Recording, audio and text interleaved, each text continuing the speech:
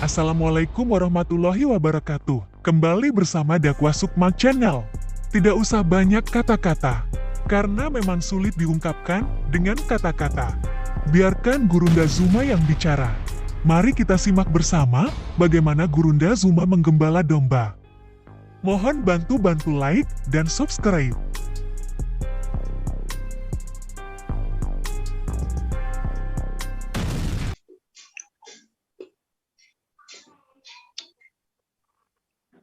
Kekristenan adalah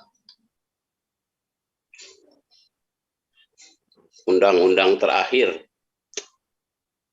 tidak bisa disempurnakan lagi. Contoh kecilnya masalah kasih. Kasih yang diajarkan Yesus adalah kasih agape atau kasih Tuhan kepada manusia. Dan ini nggak bisa lagi disempurnakan. Karena kasih Tuhan adalah kasih yang tertinggi. Ya.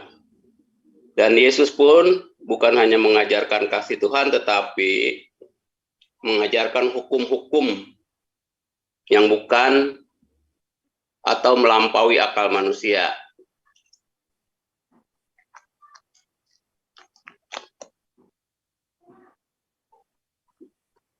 Artinya bahwa kekristenan itu tidak bisa dipahami tanpa pertolongan Tuhan. Tidak bisa dipahami tanpa pertolongan Roh Kudus. Oleh karena itu, ketika Yesus naik ke surga, dia mengirim Roh Kudus untuk menyertai umatnya agar dapat memahami ajaran-ajaran Tuhan ya yang Yesus ajarkan. Saya pikir itu bahwa ajaran Yesus adalah ajaran yang sudah tidak bisa disempurnakan lagi. Banyak sekali ya ajaran yang tidak bisa disempurnakan dan harus diterima oleh iman. Karena memang tidak bisa diterima oleh akal manusia. Demikian, terima kasih dari saya. Baik, terima kasih Pak Edward yang telah opening statement sangat bagus sekali ya. Untuk selanjutnya, Tafadol, murid saya, Zulkifil M. Abbas, silakan.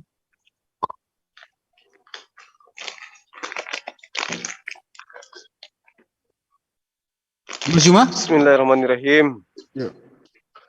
Assalamualaikum warahmatullahi wabarakatuh. Waalaikumsalam warahmatullahi wabarakatuh. Alhamdulillah, sahabat yang dimuliakan oleh Allah dan juga teman-teman Kristen, ya. Damai sejahtera untuk kita semua. Siang hari ini kita membahas tentang kasih ya, atau apa yang tadi dipaparkan oleh saudara sahabat kita dari kekristenan, di mana tadinya saya pikir kita membahas tentang firman, tapi nggak apa-apa, nanti kita korelasikan aja ke sana.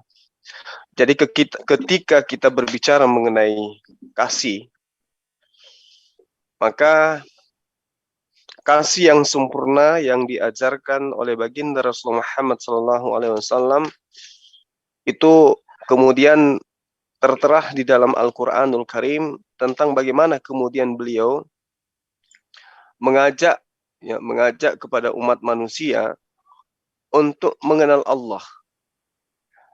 Rasulullah Muhammad SAW menerangkan di dalam Al-Quran, jika engkau mencintai pencipta langit dan bumi, maka perintahnya kemudian adalah fattabi'uni, ikutilah aku. Yuhibbukumullah wa yaghfir lakum dzunubakum wallahu ghafurur rahim. Ajaran kasih yang ditunjukkan oleh baginda Rasulullah Muhammad SAW sama seperti ajaran kasih yang ditunjukkan oleh para nabi. Qul in kuntum tuhibbunallah. Jadi jika seseorang itu mencintai penciptanya dan ingin dikasihi, ingin disayangi sesamanya manusia, maka kata Rasulullah Muhammad SAW dalam Al-Quranul Karim sebagai wahyu yang ditunjukkan oleh Allah, fattabi'uni, ikutilah aku. Sama seperti para nabi. Mereka para nabi menunjukkan agar manusia, di mana mereka sebagai kaum para nabi ini, diperintahkan untuk kemudian ikut kepada para nabi. Ikutilah aku. Nah, ajaran kasih itu implementasinya kemudian adalah mengajarkan pola hidup keberagamaan yang diajarkan oleh nabi-nabi tersebut. Qul in kuntum tuhibbunallah fattabi'uni. Jika engkau mencintai penciptamu, jika engkau menyayangi ya yang telah menciptakan kamu, maka ikutilah aku, insya Allah, niscaya Allah mencintaimu dan mengampuni dosa-dosamu. Allah Maha Pengampun, Maha Penyayang. Jadi dasar pijakan kasih itu dalam Islam adalah mentaati perintah Allah, mengikuti instruksi daripada Rasul yang diutus oleh Allah, itulah yang harus kita jadikan panutan. Yang diutus oleh Allah itulah yang harus kita jadikan sandaran di dalam kehidupan keberagamaan. Kalau tadi sahabat kita mengatakan bahwa sudah final, ajaran Kristen sudah final, ya, ajaran Yesus sudah final. Mungkin yang saudara maksud itu adalah ajaran Kristennya. Karena kalau ajaran Yesusnya itu belum final pada masa Yesus. Kenapa saya katakan belum final? Karena Yesus sendiri menerangkan di dalam Yohanes 16 nomor 12. Masih banyak yang harus kukatakan kepadamu, tetapi engkau belum dapat menanggungnya. Nah, ini artinya bahwa masih banyak hal yang ingin diajarkan oleh Yesus pada masa itu, tapi kaumnya belum sanggup untuk menanggung daripada ajaran yang seharusnya Yesus ajarkan. Berbeda dengan ajaran Islam, bahwa ajaran Islam ketika Rasulullah Muhammad SAW itu datang, maka ajaran Islam itu disempurnakan. Al-yauma akmaltu lakum dinakum wa atmamtu lakum alaikum ni'mati wa raditu lakumul Islam madina. Subhanallah. Jadi dikatakan Islam itu sudah sempurna. Agama Islam itu sudah sempurna. Dan Allah pencipta langit dan bumi ridho menjadikan Islam itu sebagai jalan hidup. Ya, pada hari ini telah kusempurnakan ajaranmu untukmu dan telah aku cukupkan nikmatku bagimu dan telah aku ridha Islam sebagai agamamu. Subhanallah. Sementara kalau sahabat mengatakan Yesus itu sudah sempurna ajarannya, mungkin yang Anda maksud itu adalah Kristen. Setahun bersama Paulus, Barabas, kemudian mereka disebut Kristen. Kalau Yesus sendiri, mohon maaf, tidak pernah menyebut kata Kristen itu. Malah dikatakan, masih banyak hal yang harus kukatakan kepadamu, tetapi sekarang kamu belum dapat menanggungnya. Di ayat 13-nya, di nomor 13 dari Yohanes 16, tetapi ketika ia datang, yaitu roh penolong lain, maka dia akan mengajarkan segala sesuatunya tentang kebenaran. Nah, jadi ajaran Yesus itu belum sempurna pada masa itu. Masih ada seorang penolong yang akan datang, yang akan menyempurnakan itu. Makanya Yesus mengatakan dalam Matius 5 nomor 20, jika hidup keberagamaanmu tidak lebih baik dari ahli Taurat, artinya bakal ada agama yang lebih sempurna dari agama ahli Taurat. Jika hidup keberagamaanmu tidak lebih baik dari ahli Taurat, maka engkau tidak akan masuk ke dalam kerajaan Allah. Artinya, jika hidup keberagamaanmu, ya ajarannya tidak lebih sempurna dari hukum Taurat, maka engkau tidak akan masuk sampai ke dalam kerajaan Tuhan, kerajaan Allah. Ya, saya kira demikian. Jadi ketika kita berbicara mengenai konsep kasih, di Islam itu udah final. Islam itulah ajaran kasih itu. Kesempurnaan Islam adalah gambaran kesempurnaan kasih yang diajarkan oleh Allah melalui perantaraan para nabi. Demikian sementara. Baik, terima kasih Mas Juma telah menjawab sekaligus open statement juga. Untuk selanjutnya saya serahkan kepada Pak Edbat untuk menanggapi maupun mengomentari dari statement Pak Juma. Dan untuk yang lain, tolong yang tertib, jangan dibuka mic-nya kecuali diperlukan, agar tidak mengganggu kedua narasumber ini berdiskusi. Silakan Pak Edward untuk menyangga, mengomentar atau apapun. Silakan. Tadi katanya 3 Bang Andi, Bang Sul. Iya, katanya 3 di sini. Ada Pak Christian ya? Bentar ya, Pak Christian monitor. Pak Christian. Mana Pak Christian? Pak Martin? Pak Martin masih audinya belum connect. Pak Christian juga belum menjawab salam saya. Pak Christian? Oke, Pak Christian maupun Pak Martin bila mendengarkan suara saya, silakan berdiskusi dengan Mas Juma. Mas Juma siap melayani kalian bertiga. Tapi untuk selanjutnya karena berhubung mereka tidak bisa saya kontak, dilanjutkan aja dengan Pak Edward. Bagaimana Mas Juma? Silakan Bang. Silakan Pak Edward, silakan. Iya, saya mau tanya ininya aja, konkretnya aja, kasih yang diajarkan Islam seperti apa, karena yang saya tahu kalau orang murtad itu darahnya halal, tetapi kalau Yesus kan mengasihi orang berdosa, mengasihi musuh gitu loh. Nggak konkret aja gitu. Itu kira-kira. Izin sebentar, Pak itu udah masuk. Terima kasih. Siapa Mas Yun? Christian. Iya sudah saya kontak, belum sebentar ya Pak Edward. Pak Christian monitor? Ya, Udah di dalam, udah ada di dalam. Oh, udah di dalam. Tadi saya panggil nggak di dalam. Silakan, ini sudah ada Bang Juma, ada Pak Edward juga, dan Pak Martin lagi audinya belum connect. Silakan, di sini ada Mas Juma yang akan melayani teman-teman Pak Christian dengan Pak Edward. Sementara masih dua ya. Dua Kristen di sini berdiskusi dengan Mas Juma. Silakan. Tadi aturannya sudah saya jelaskan ya. Jangan menghujat personal, jangan menghujat sesembahan masing-masing, dan jangan berbicara politik praktis. Ya, silakan mungkin Pak Edward atau Pak Christian, silakan kalian berundingan dulu, atau saya serahkan dulu Pak Edward karena sudah memulai tadi. Silakan Pak Edward. Ya, saya ulangi lagi. Saya mau tanya konkretnya kasih dalam Islam itu seperti apa? Itu yang pertama. Karena yang saya tahu di dalam ajaran Islam itu ada ajaran darahnya halal bagi mereka, bagi musuh, bagi mereka yang murtad gitu loh. Kalau di kekristenan kan kalau yang Yesus ajarkan adalah jelas banget mengasihi musuh gitu. Dan ini ajaran mengasihi musuh nggak ada di tempat lain yang saya tahu gitu. Di agama Islam, Hindu, Buddha, kayaknya nggak ada gitu ajaran mengasihi musuh. Yang ada tuh kalau musuh itu ya harus dihukum gitu. Ya seperti itu, terima kasih. Ya, terima kasih Pak Edward. Mungkin ada tambahan dari Pak Christian? Ya, biar itu aja dijawab dulu.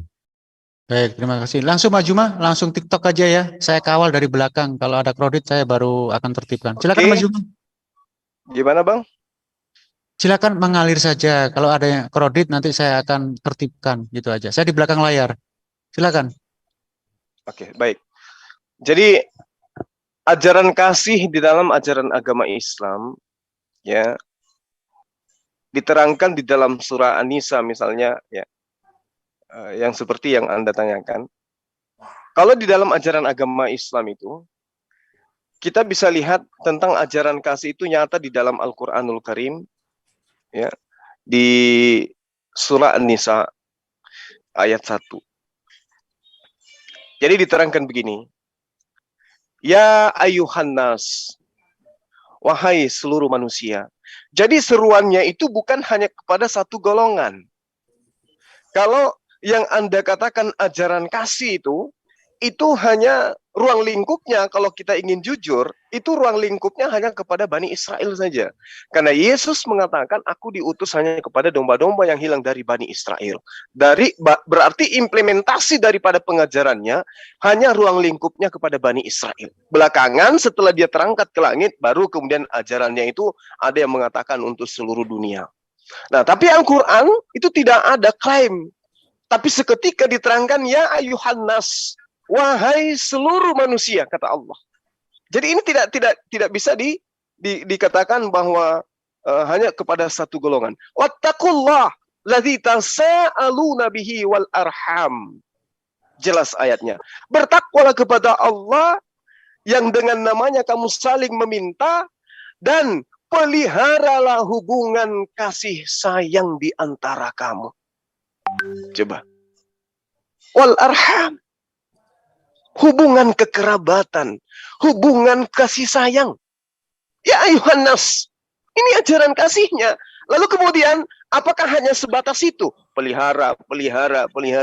Lalu seperti apa cara membuktikan tentang memelihara kasih sayang ini? Pembuktiannya di dalam memelihara kasih sayang adalah mengajak mereka kemudian, orang-orang ini, seluruh umat manusia ini, untuk menyembah hanya kepada Allah. Tidak mengajarkan kepada mereka untuk menyembah selain daripada Allah. Nah, ini yang dikatakan ajaran kasih, mengajak manusia untuk kemudian menyembah hanya kepada Allah. Tidak mengajarkan manusia untuk menyembah selain kepada Allah. Jadi kalau ada yang mengatakan kasihi sesama manusia, berbuat baiklah kepada mereka, kasihilah musuhmu, tapi faktanya mereka diajarkan doktrin untuk menyembah kepada selain daripada pencipta langit dan bumi, maka itu bukan kasih. Itu bukan kasih. Kalau di Al-Quran jelas dikatakan seruannya, wala tufsidu fil ar ba'da islahiha wada'uhu khairan fa khairu saya lupa. Bismillahirrahmanirrahim. Wala tufsidu fil ar ba'da islahiha wada'uhu khaifan wa tama'u wa tama'a innar rahmah ya inna rahmatallah qaribum minal muhsinin. Nah itu. Jadi dikatakan begini, wala tufsidu, dan jangan kamu berbuat kerusakan. Di mana? Di lingkunganmu, bukan. Di kecamatan, bukan. Di kabupaten, bukan. Tapi diterangkan fil ard. Jadi seruannya kepada seluruh manusia. Janganlah kamu berbuat kerusakan di muka bumi. Ya, setelah semua itu diciptakan oleh Allah, berdoalah kepadanya dengan rasa takut dan penuh harap. Sesungguhnya rahmat Allah sangat dekat kepada orang-orang yang berbuat baik, yang berbuat kasih. Jadi seruannya ini kepada seluruh umat manusia, bukan hanya kepada satu golongan. Lalu kemudian ketika sahabat kita mengatakan, oh di Islam itu kalau ada orang yang murtad itu dibunuh. Oh tidak. Itu tidak ada kaidah yang seperti itu. Mungkin saudara membaca dalil yang berkaitan dengan perang. Kalau secara garis lurus, secara menyeluruh, secara global, universal, Islam itu menggariskan innal ladzina amanu summa kafaru summa amanu summa kafaru summa zdadu kufran lam yakunillah liyaghfira lahum wala liyahdiyahum sabila. Coba. Indah sekali Islam itu. Ketika orang itu kemudian beriman, lalu orang itu kemudian murtad, kemudian dia kembali beriman, kemudian kembali dia murtad, lalu di dalam kemurtadannya dia semakin menjadi-jadi kekafirannya, artinya dia memusuhi sesama manusia, kekafirannya membuat dia menjajah sesamanya manusia, maka kata Allah, Allah tidak akan mengampuni mereka dan tidak pula menunjukkan kepada mereka jalan yang lurus. Subhanallah. Jadi tidak ada kemudian orang murtad itu dibunuh, nggak ada. Kecuali yang digariskan di dalam ayat atau hadis yang Anda bawa, itu adalah berkaitan dengan orang yang kemudian beragama Islam, berada dalam barisan Islam, di dalam peperangan, kemudian beliau meninggalkan pasukan Islam, menjadi mata-mata pasukan musuh, lalu balik menyerang Islam. Itu yang diperintahkan untuk dibunuh. Tapi kalau ada yang murtad sekarang ini di Indonesia, umat Islam ada yang meninggalkan Islam, setelah mereka Islam, kemudian murtad. Ayatnya jelas kok dalam Al-Quran. An-Nisa ayat 134. Jadi tidak ada la ikraha fiddin. Ya, la ikraha fiddin. Tidak ada paksaan dalam agama Islam. Innal ladzina amanu tsumma kafaru tsumma amanu tsumma kafaru tsumma zdadu kufran lam yakunillah liyaghfira lahum wa la yahdiyahum sabila. Tidak akan ditunjukkan kepada jalan yang lurus. Tidak ada perintahnya. Ketika ada orang beriman lalu mati, bunuhlah. Itu enggak ada tuh. Yang ada setelah mereka kafir, kemudian mereka beriman, kemudian dia kafir lagi. Artinya ada tenggang waktu yang diberikan kepada mereka. Setelah mereka kafir dengan kafir yang sesungguh-sungguhnya, kata Allah, aku tidak akan mengampuni mereka. Artinya bukan manusia, bukan umat Islam yang menghakimi, tetapi Allah yang akan menghakimi mereka. Karena Allah mengatakan, summazdadu kufral lam yakunillah liyaghfira lahum. Jadi Allah yang akan kemudian membalas dan tidak mengampuni mereka. Bukan manusia, bukan umat Islam. Sekira begitu.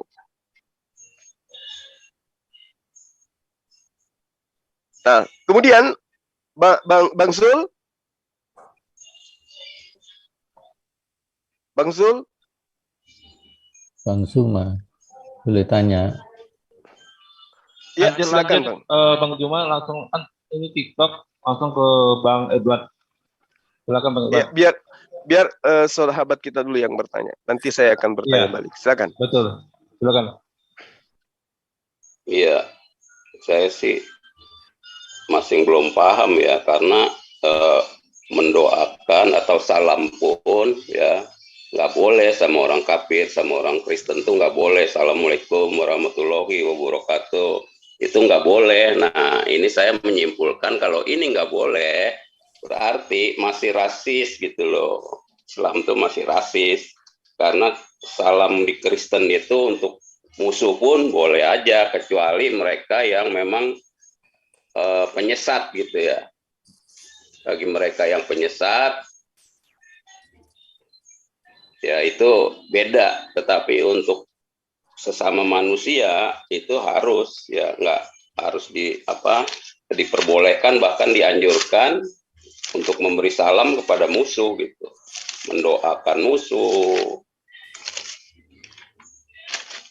Jadi seperti itu yang saya tahu gitu. Karena untuk Kristen, salam dari Islam itu dibuatin lagi yang baru. Mungkin yang buat juga saya nggak tahu, yaitu salam sejahtera bagi kita semua gitu.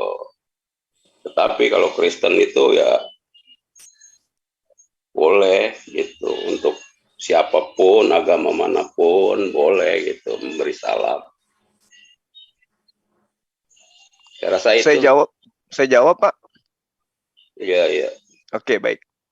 Jadi ya ini sudah sering saya ditanyakan oleh teman-teman bahwa di Islam itu rasis katanya, karena di Islam itu nggak boleh memberi salam gitu ya kepada umat Islam, non Islam gitu.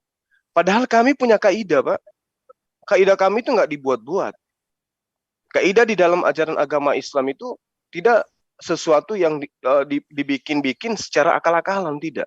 1400 tahun silam, umat Islam itu sudah memiliki kaidah di dalam beragama terhadap hubungannya kepada sesama manusia. Yang tadi sudah saya jelaskan ya, seruannya, ya ayuhan nas, wahai seluruh manusia, berkasih sayanglah kalian. Itu perintah Al-Quran, Pak, nggak bisa dibantah. Lalu kemudian mengatakan umat Islam dilarang mengucapkan salam. Ini juga keliru besar. Ini penyesatan. Ini adalah tanggapan yang sesat. Al-Quran menerangkan, la yanhakumullahu 'anil ladina lam yuqatilukum fid din. Ya. Ini dalil, Pak. Allah tidak melarang kamu berbuat baik dan berlaku adil terhadap orang-orang yang tidak memerangimu dalam urusan agama. Lalu Allah mengatakan apa? Walam yukhrijukum min diyarikum antabarruhum wa tuqsitu ilaihim. Dan orang-orang non-Islam yang tidak mengusir kamu dari kampung halamanmu, dari negaramu, dari rumahmu, Allah tidak melarang kau berbuat baik pada mereka. Innallaha yuhibbul muqsitin. Sesungguhnya Allah mencintai orang-orang yang berlaku adil. Jadi Anda keliru di situ. Kami tidak dilarang kemudian untuk mengucapkan salam. Kalau kami mengatakan damai sejahtera, lah itu sama itu. Keselamatan atas semua itu sama. Assalamualaikum dalam bahasa Arab. Sama aja. Nah, yang jadi pertanyaan kemudian adalah di kitab sahabat saya ini. Jikalau ada seorang yang datang kepadamu yang tidak membawa ajaran Kristen, janganlah kamu menerima dia di dalam rumahmu. Dan janganlah memberi salam kepadanya. 2 Yohanes 1 nomor 10. Nah, kalau kemudian nanti akan dikatakan, oh itu tidak berlaku kepada umat Islam, tidak berlaku kepada orang lain, selain daripada yang diceritakan sesuai dengan apa yang ada di perikopnya. Tapi kan Anda akan dihantam lagi dengan dalil yang mengatakan, kasihi musuhmu. Ini kan yang tidak boleh diberi salam, ini kan musuh. Tapi kok dalilnya kayak begitu? Musuhmu, jika seseorang datang kepadamu dan dia adalah musuhmu yang tidak membawa ajaran Kristen, jangan kamu menerima di dalam rumahmu. Dan jangan memberi salam kepada mereka. Kenapa? Karena mereka musuhmu. Lalu ajaran untuk kasihi musuh itu kemana perginya? Akan simpang siur, Pak. Kenapa saya katakan akan simpang siur? Karena pondasi yang ada di dalam kitab Anda itu bukan kalamullah. Bukan firman Allah. Jadi antah-berantah antara dalil satu dengan dalil yang lain. Doktrin yang satu dengan doktrin yang lain itu ancur-ancuran, cakar-cakaran. Kalau Al-Quran tidak. Ketika sahabat saya mengatakan, Al-Quran mengatakan tidak boleh mengucapkan salam. Dijawab oleh Al-Quran. La yanhakumullah anil ladina lam yuqatilukum fid din. Allah tidak melarang kamu berbuat baik dan berlaku adil terhadap orang-orang yang tidak memerangi kamu dalam urusan agama. Nah, kalau misalnya ada orang yang memerangi kita dalam urusan agama, memerangi umat Islam, jelas nyata memerangi Islam, Islam yang diperangi, apa mungkin kita masih mau menerima mereka di rumah, sementara niatnya sudah memerangi, sudah mau membunuh ini ceritanya? Gak bisa. Tapi kalau di agama Anda, 2 Yohanes 4 itu jelas menerangkan bahwasanya orang yang tidak mengajarkan ajaran ini, artinya ajaran mana itu?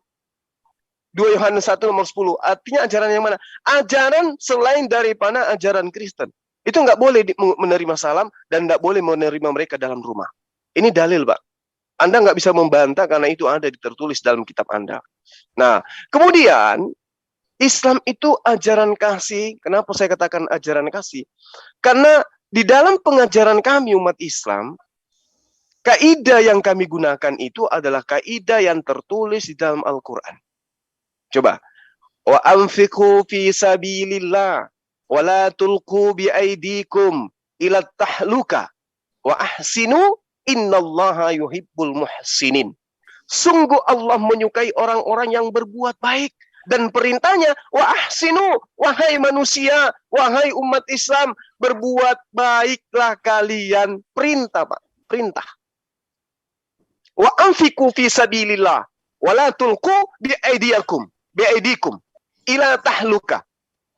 Dan infakkanlah, berikanlah, sedekahkanlah, santunilah manusia di jalan Allah. Dan janganlah kamu jatuhkan dirimu ke dalam kebinasaan dengan tangan sendiri. Artinya jangan berbuat jahat, tapi berbuat baiklah kepada sesamamu manusia. Apa perintahnya? Wa ahsinu innallaha yuhibbul muhsinin. Subhanallah. Ini perintah dalam Al-Quran, berbuat baik bukan hanya kepada satu golongan. Lalu kemudian Allah mengecam, wala tufsidu fil ard ba'da islahiha wada'uhu khaufan, yang saya bacakan tadi. Jangan kamu berbuat kerusakan di muka bumi. Artinya, tidak boleh membunuh, nggak boleh merusak. Ini perintah, Pak. Nggak boleh. Jadi kalau ada umat Islam yang masih melakukan teror, masih melakukan bom dan seterusnya, dia belum pernah belajar Islam dengan sempurna itu. Itu hanya membaca dalil, terjemahan, kemudian dia tidak tahu bahwa itu adalah kisah yang diceritakan tentang perang Uhud, tentang perang Badar, dan seterusnya. Dikiranya itu perintah yang sifatnya untuk menyeluruh. Ternyata asbabul nuzulnya menceritakan tentang kejadian masa lalu. Saya kira begitu. Mungkin giliran saya bertanya atau masih ada yang mau bertanya? Saya mau meluruskan aja. Oh, silakan Pak, silakan. Jadi bahwa Yesus itu datang untuk menyatakan bahwa kasih Allah itu buat dunia. Maka itu Yohanes 3:16 dikatakan karena begitu besar kasih Allah akan dunia sehingga Ia mengutus Anak yang tunggal supaya barang siapa yang percaya itu diselamatkan, yang tidak percaya ya dibinasakan. Ya itu. Jadi kasih Allah buat dunia tinggal mau terima atau enggak. Termasuk Yesus itu gembala buat semua domba. Kambing tidak memang. Yesus gembala yang baik. Yohanes 10 ayat 11 dan 16. Akulah gembala yang baik. Gembala yang baik memberikan nyawanya bagi domba-dombanya. Ada lagi domba-domba lain.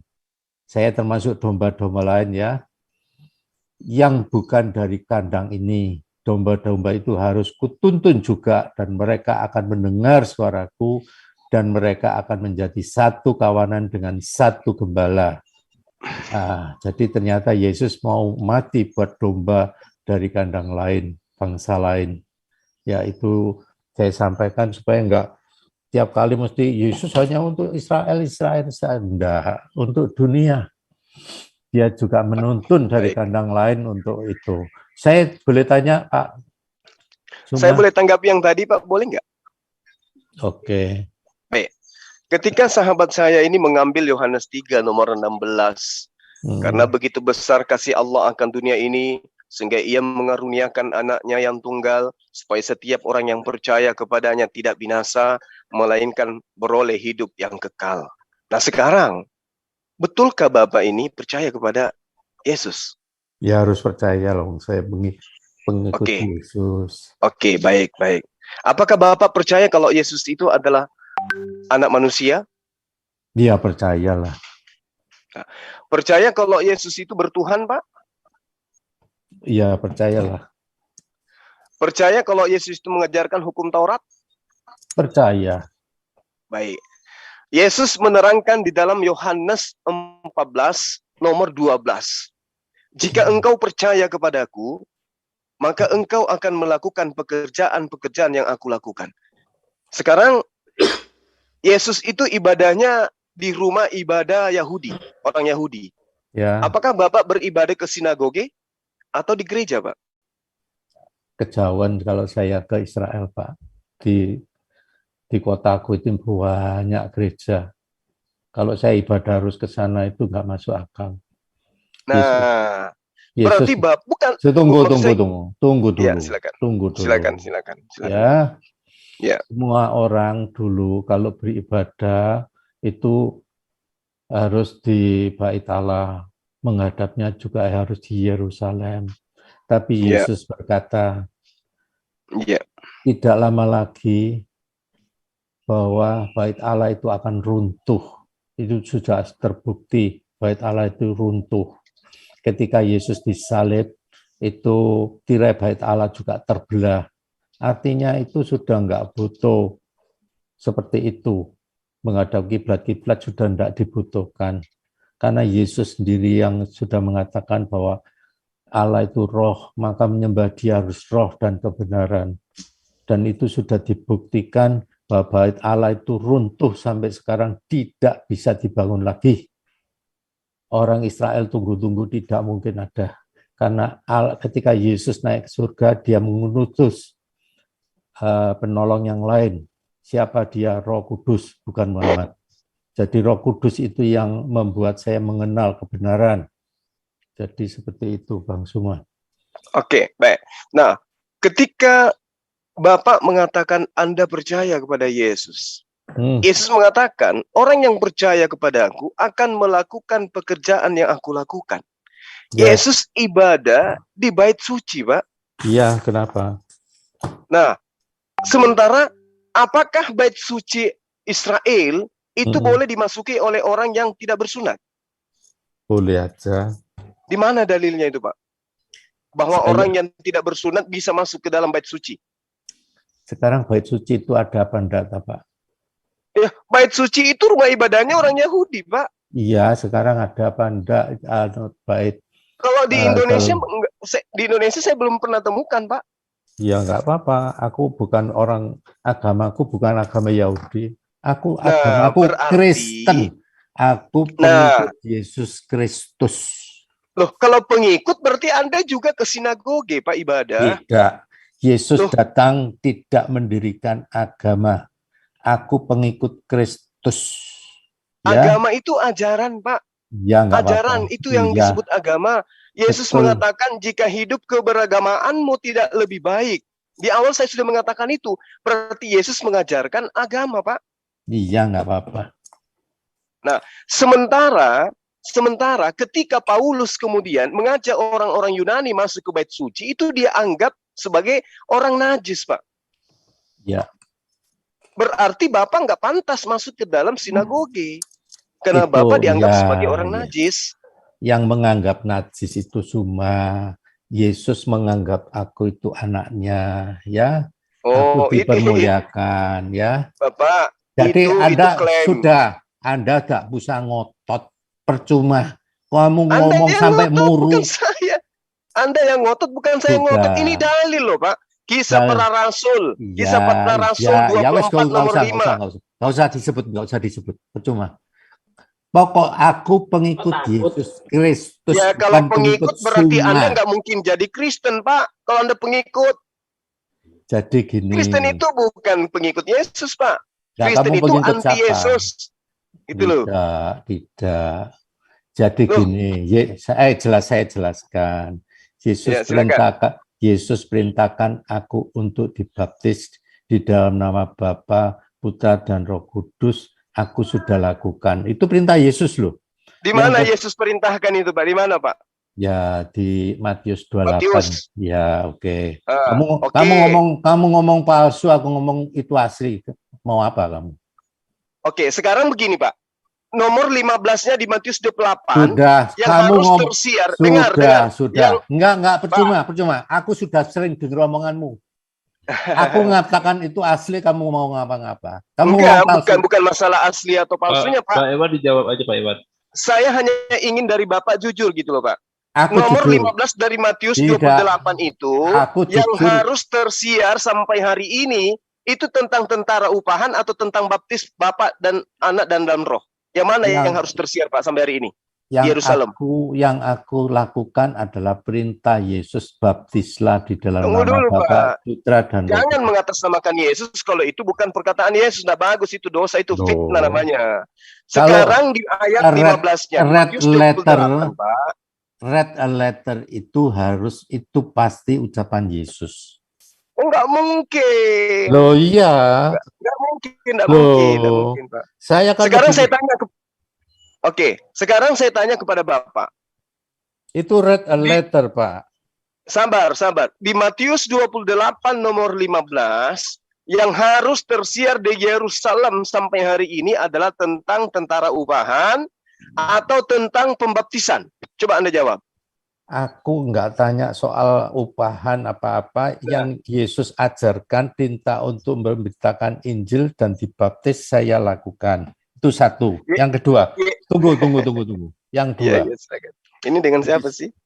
Yesus berkata, ya, Iya. Dia perintahkan untuk melakukan perjamuan Pak Christian. kudus, ya, untuk melakukan perjamuan kudus lewat anggur yang saya minum, roti yang saya makan, itu lambang tubuh dan darahnya.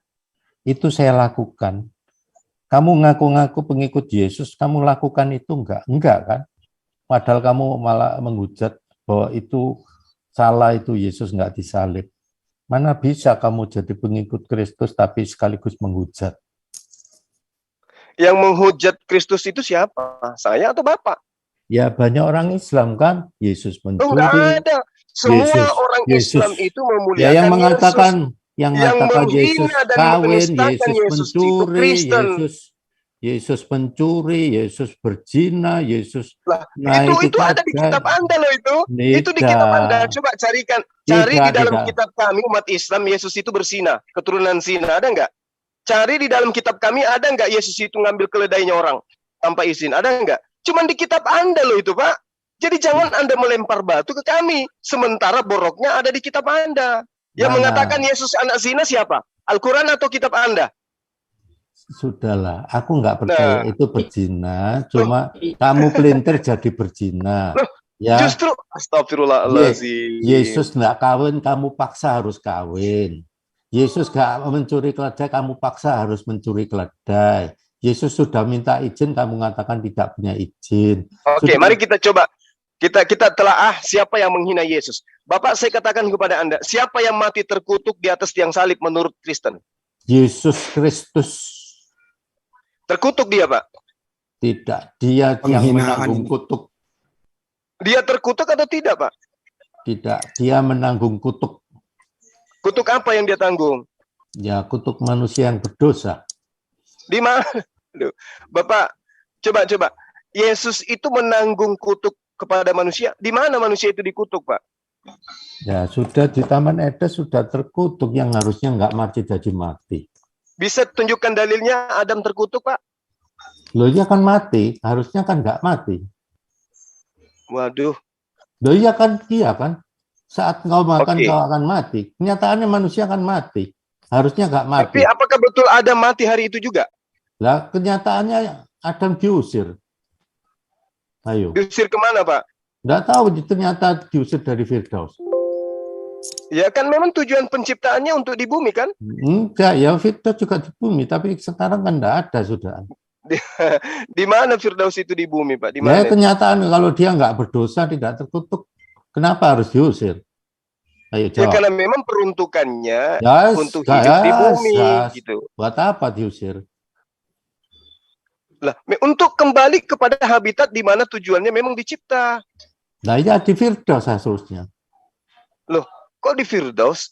Kan Iya dia dicipta kenyataan. untuk di bumi, Pak. Tidak. Firdaus itu Loh, kalau menurut aku Kejadian juga 1 nomor bumi. 26 itu dicipta untuk mengisi Firdaus atau mengisi bumi? Firdaus itu di bumi. Sekarang Firdaus itu sudah tidak Firdaus ada. itu di bumi. Iya, itu percayakan Firdaus itu di saya. bumi. Kamu jangan ngotot, itu kepercayaan saya.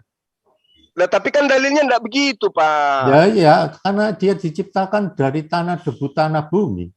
Lah kan Yesus mengatakan kepada orang yang di sebelah kiri kanannya, hari ini juga kau bersama aku di bumi, di Firdaus. Iya, Itu tapi maksudnya di mana itu, Pak? Di bumi atau di mana? nah, sekarang Eh. ini Yesus itu di surga. Loh, di surga ada atau di bumi? Katanya di Firdaus. Aslinya itu Firdaus itu kan dibuatkan di bumi. Berarti Kalau- Yesus masih di bumi. Sekarang Adam diciptakan dari debu tanah itu di surga apa bumi? Dia di surga lah. Nah, kalau menurut Alkitab di bumi. Mau Enggak apa? ada itu, Pak. Enggak ada di kitab mana yang Anda bawa. Revisian Ya. baru ya. Tidak di tiap kejadian. Kejadian itu menyebut Gan di Eden. Taman di Eden. Bukan taman di Ya. bumi. Yang mana yang benar, Pak? Tapi di Taman dunia, di Eden atau taman di tidak. bumi? Itu di dunia. Kok di dunia pula? Mm-mm. Bisa Anda tunjukkan peninggalan-peninggalannya, Pak? Bukti arkeolog atau apa gitu? Bahwa Untuk apa? Eden itu ternyata di bumi, Adam itu pertamanya di bumi. Ya, sungai-sungainya itu kan disebut di bumi. Pohon kehidupannya mana? Ya, manusia di Taman Eden. Kan Selanjutnya ada pohon, Tuhan, Pak. Ada pohon Ya, ilmu pengetahuan ya. baik dan buruk. Itu mana, Pak? itu di Eden. Iya, mana? Di Eden itu di mana? Di Irak atau di Indonesia atau di Papua atau di mana? Ya, daerah Timur Tengah situ. Saya sendiri nggak ke sana. Dan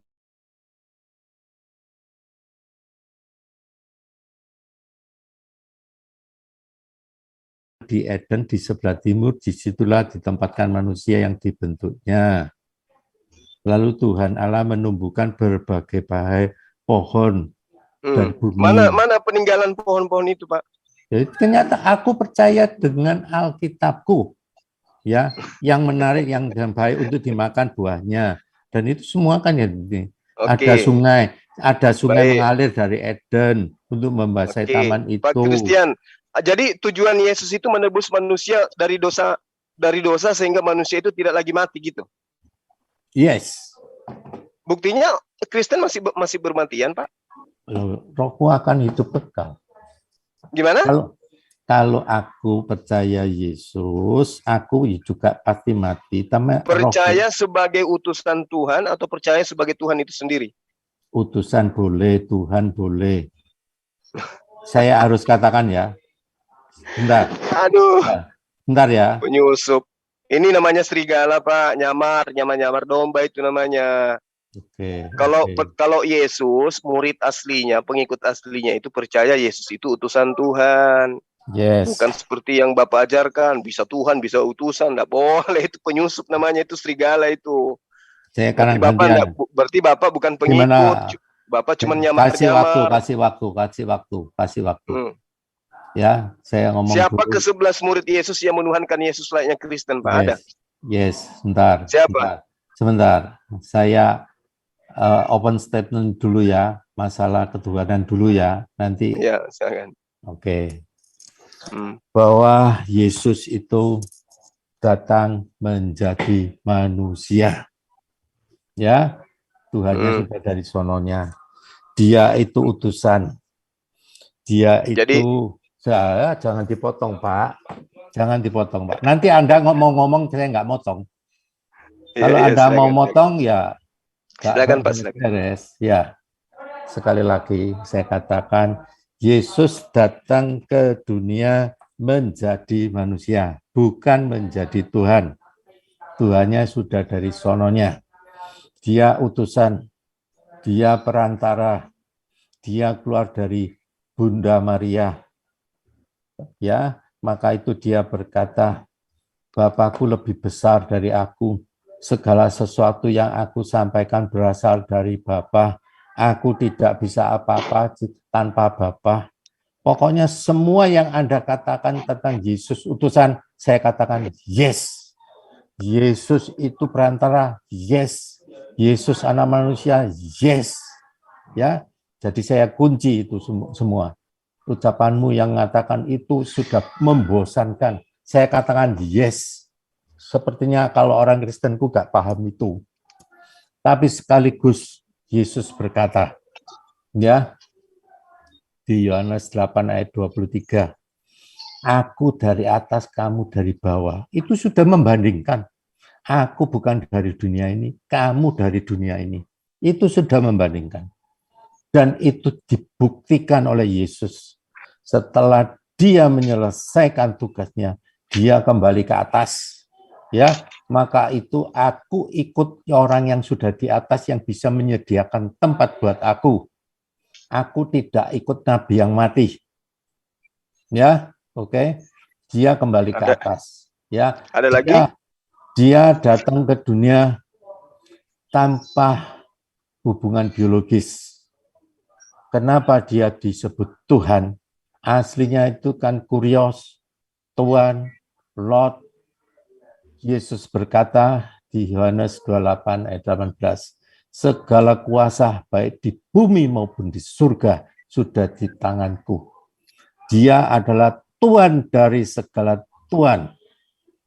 Kalau dia mengatakan, loh, tanpa hubungan biologis, Adam juga tanpa ibu, tanpa bapak, nggak disebut Tuhan. Adam jika tidak diciptakan, wujudnya adalah debu tanah. Yesus wujudnya apa? Dia sang kalam. Loh kok tahu? Yesus berkata di Yohanes 8 ayat 42, jika engkau percaya pada Bapa, aku keluar dari Bapa. Yesus keluar dari Bapa. Dia bersama-sama dengan Bapa. Ya, maka itu yang keluar itu adalah Sang Logos, Sang Firman yang mengambil rupa manusia. Maka itu saya sebut dia sekaligus dia Tuhan. Walaupun dia itu kamu mau mengatakan dia utusan, dia perantara, dia Yesus mengatakan aku berdoa pada Bapa, yes, yes, yes. Tapi sekaligus tidak ada manusia yang seperti Yesus yang berani seperti itu. Akulah Alfa dan Omega. Ya, aku Maha Kuasa. Mau apa lagi? Aku sudah ada sebelum dunia diciptakan.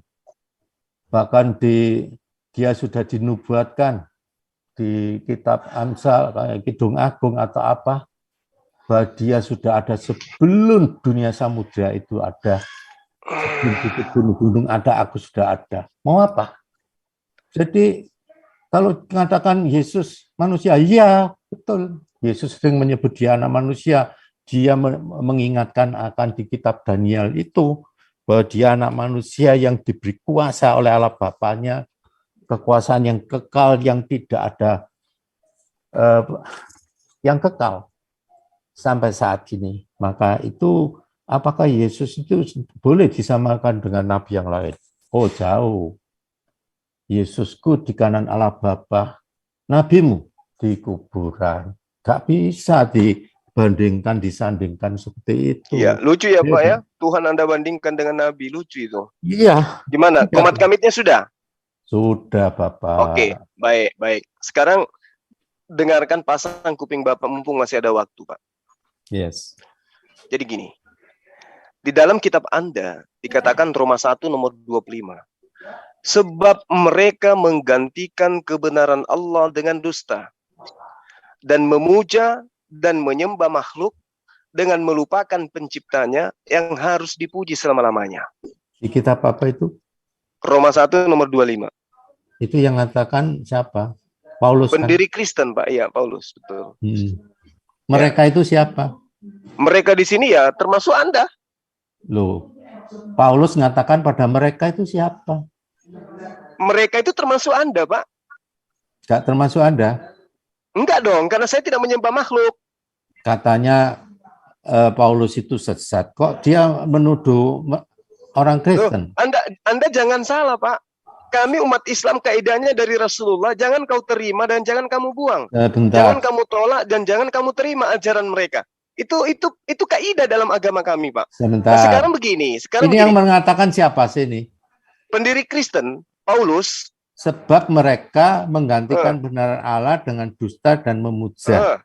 Ya. Ini yang dituduh oleh Paulus siapa? Ya, orang Kristen yang menyembah makhluk.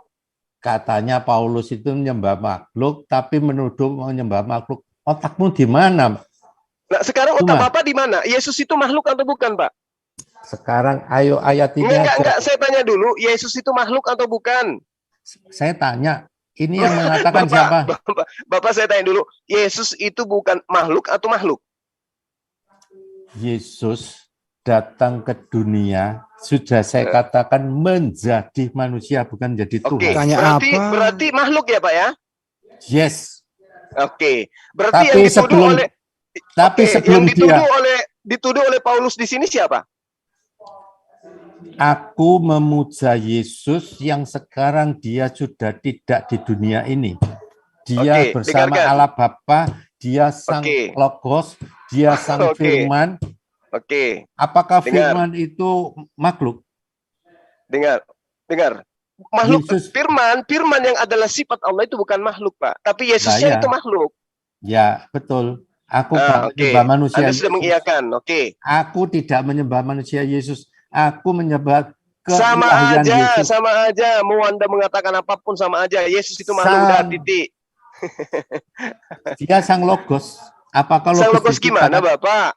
Ya sudah, sang kalam. Oke, sekarang gini, giliran saya, Pak.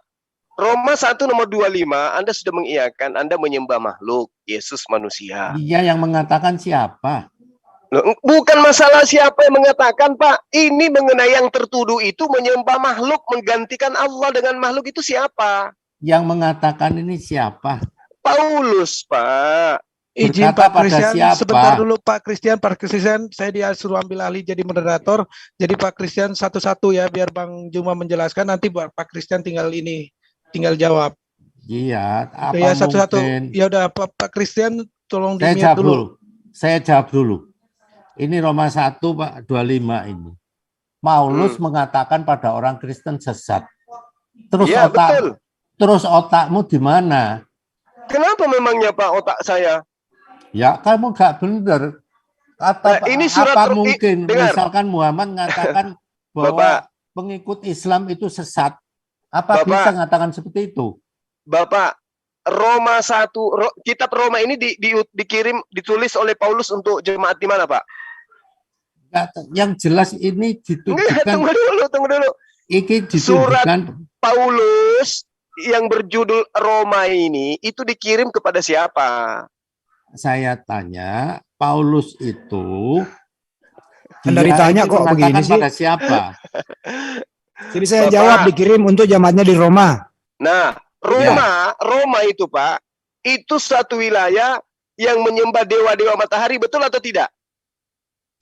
Nah, aku kan gak nyembah matahari.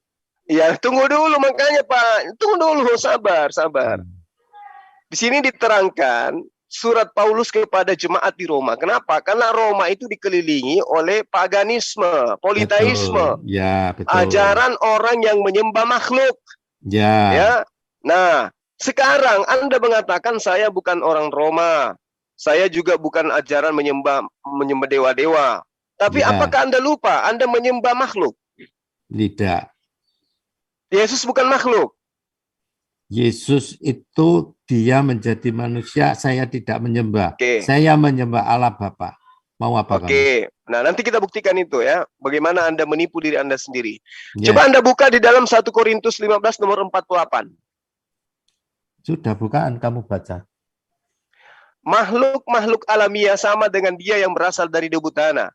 Dan makhluk-makhluk surgawi sama dengan dia yang berasal dari surga. Siapa yang berasal dari surga ini, Pak? Yesus. Yang sama dengan makhluk-makhluk siapa? Yesus itu manusia yang kekal, dia maha kuasa, dia alfa dan omega. Mau apa kamu? Jadi Yesus itu setara dengan makhluk-makhluk surgawi ya? Saya nggak menyembah manusia Yesus. Saya nggak tanya Anda menyembah siapa, nanti Anda sendiri yang pikirkan itu. Sekarang yang saya tanya, Yesus itu berasal dari surga sama dengan makhluk-makhluk yang dari surgawi, betul? Yesus itu Sang Firman. Saya nggak tanya itu, Pak. Ya, makanya banyak orang yang bertekuk lutut ya ke saya menyerah karena mereka menggunakan akal. Aku nggak mungkin nyerah sama Suma. Ya nggak mungkin lah, kalau orang nggak menggunakan akal nggak mungkin nyerah, Pak. Tapi kalau orang yang menggunakan akal pasti nyerah. Tidak. Anda mengatakan Yesus dari surga. Sekarang kitab Anda sendiri mengatakan 1 Korintus 15 nomor 48, makhluk-makhluk dari surga sama dengan dia yang berasal dari surga. Siapa yang datang dari surga, Pak? Bentar, 1 Korintus berapa? 15 nomor 48. Mudah-mudahan kitab Anda sama dengan saya punya. Yuk kita baca. Ya. Kalau Anda gunakan akal, Anda akan bertekuk lutut di dalam kebenaran. Ya, baca ya. Ya, silakan. Manusia pertama berasal debu tanah dan bersifat jasmani. Manusia kedua berasal dari surga. Ya, makhluk-makhluk alamiah sama dengan dia yang berasal dari debu tanah, dan makhluk-makhluk surgawi sama dengan dia yang berasal dari surga. Sama seperti kita telah memakai rupa dari yang alamiah, demikian pula kita akan memakai rupa dari Sang Surgawi. Jadi, Yesus itu jangan disamakan berasal dari debu tanah seperti kita atau Adam, tapi dia berasal dari surga yang tanpa hubungan biologis. Siapa yang sekarang data di sini mengatakan makhluk-makhluk dari surga itu sama dengan Yesus. Benar enggak? Makhluk alamiah sama dengan dia yang berasal dari dunia, dan makhluk-makhluk surgawi sama dia yang berasal dari surga. Ya, terus kenapa? Sama enggak dengan Yesus makhluk-makhluk dari surga itu? Yesus dari surga, betul. Makhluk-makhluk yang dari surga sama enggak dengan Yesus? Yesus itu Sang Firman. Yang saya tanya, makhluk-makhluk surgawi sama dengan Yesus yang berasal dari surga, betul? Betul, Yesus Sang Firman Allah. Oke, berarti sama kan dengan makhluk lain-lain? Yesus Sang Firman Allah. Beda. Berarti sama dengan makhluk yang lain kan, Pak? Tidak sama dengan Nabi Muhammad.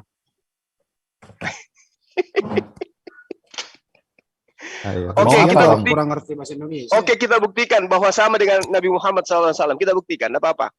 Matius 4:4, Yesus berkata. Tidak sama. Sama, ya? Yesus berkata sama. Yesus yang mengatakan sama. Saya katakan kalau sama itu. Anda yang mengatakan saya lebih percaya kepada Yesus. Yesus mengatakan sama. Kalau sama, Muhammad itu di surga, bukan di kuburan. Yesus di surga. Berarti terjawab, ya. Terjawab apa yang Anda katakan sama. Elia, Kores di surga. Berarti Yesus dengan makhluk ini sama ya? Sekarang bedakan dengan nabimu aja dulu. Loh. Kok Tuhan Anda bandingkan dengan nabi saya? Gimana tuh, Pak? Sekarang selevel enggak tuh? Sekarang Yesus itu apa ada hasil hubungan biologis, saya tanya? Loh, kok Anda hubungkan itu? Ya harus. Dia kan Tuhan, Pak. Dia kan Tuhan. Nah, ya Anda makanya harus membedakan antara Tuhan dengan manusia. Makanya. Kalau manusia, Bapak, wajar kalau dia kemudian dari orang tua. Ada ibu, ada bapak, wajar. Iya. Yang tidak wajar itu kalau Tuhan juga berasal dari ibu. Gimana tuh, Pak? Kalau dia mau jadi manusia harusnya seperti apa ngaturmu? Loh, faktanya dia jadi manusia, Pak. Iya, memang. Dari awal saya katakan jadi manusia. Nah, karena itulah kemudian kenapa Anda tidak jujur bahwa Yesus itu adalah makhluk. Nah, itu yang membedakan manusia Yesus dengan manusia kamu dan aku. Kitab Anda sendiri yang mengatakan sama seperti makhluk-makhluk dari surgawi. Sama enggak, Pak? Yesus itu dengan makhluk yang dari surgawi, sama enggak? Kamu makhluk surgawi apa enggak? Bukan saya, Pak. Bukan saya. Makhluk dari surgawi itu kan banyak, Pak. Ada malaikat, ada iblis. Iya. Iya kan? Iya. Nah, terus itu disetarakan dengan Yesus, benar enggak? Sekarang kejadiannya itu yang membedakan. Oh, berubah lagi. Dengar, Pak ya. Jadi Rasulullah Muhammad SAW itu sama seperti Yesus. Itu tertulis di dalam Matius 4 nomor 4. Enggak sama. Sama. Yesus itu bisa menghidup. Saya dengarkan. Yesus sendiri mengatakan saya sama, dengarkan. Pak.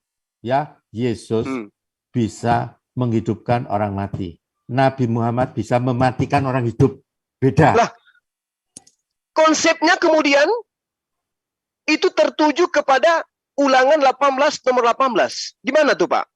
Musa bisa mematikan orang hidup.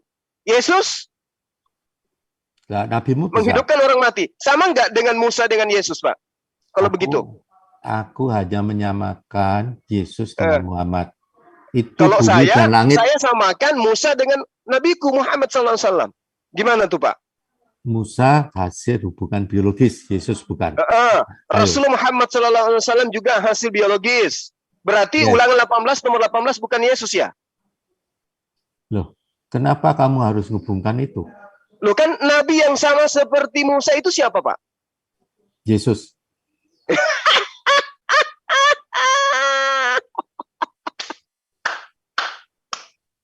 Tadi katanya Yesus itu ya harus disandingkan dengan baginda Rasulullah Muhammad SAW.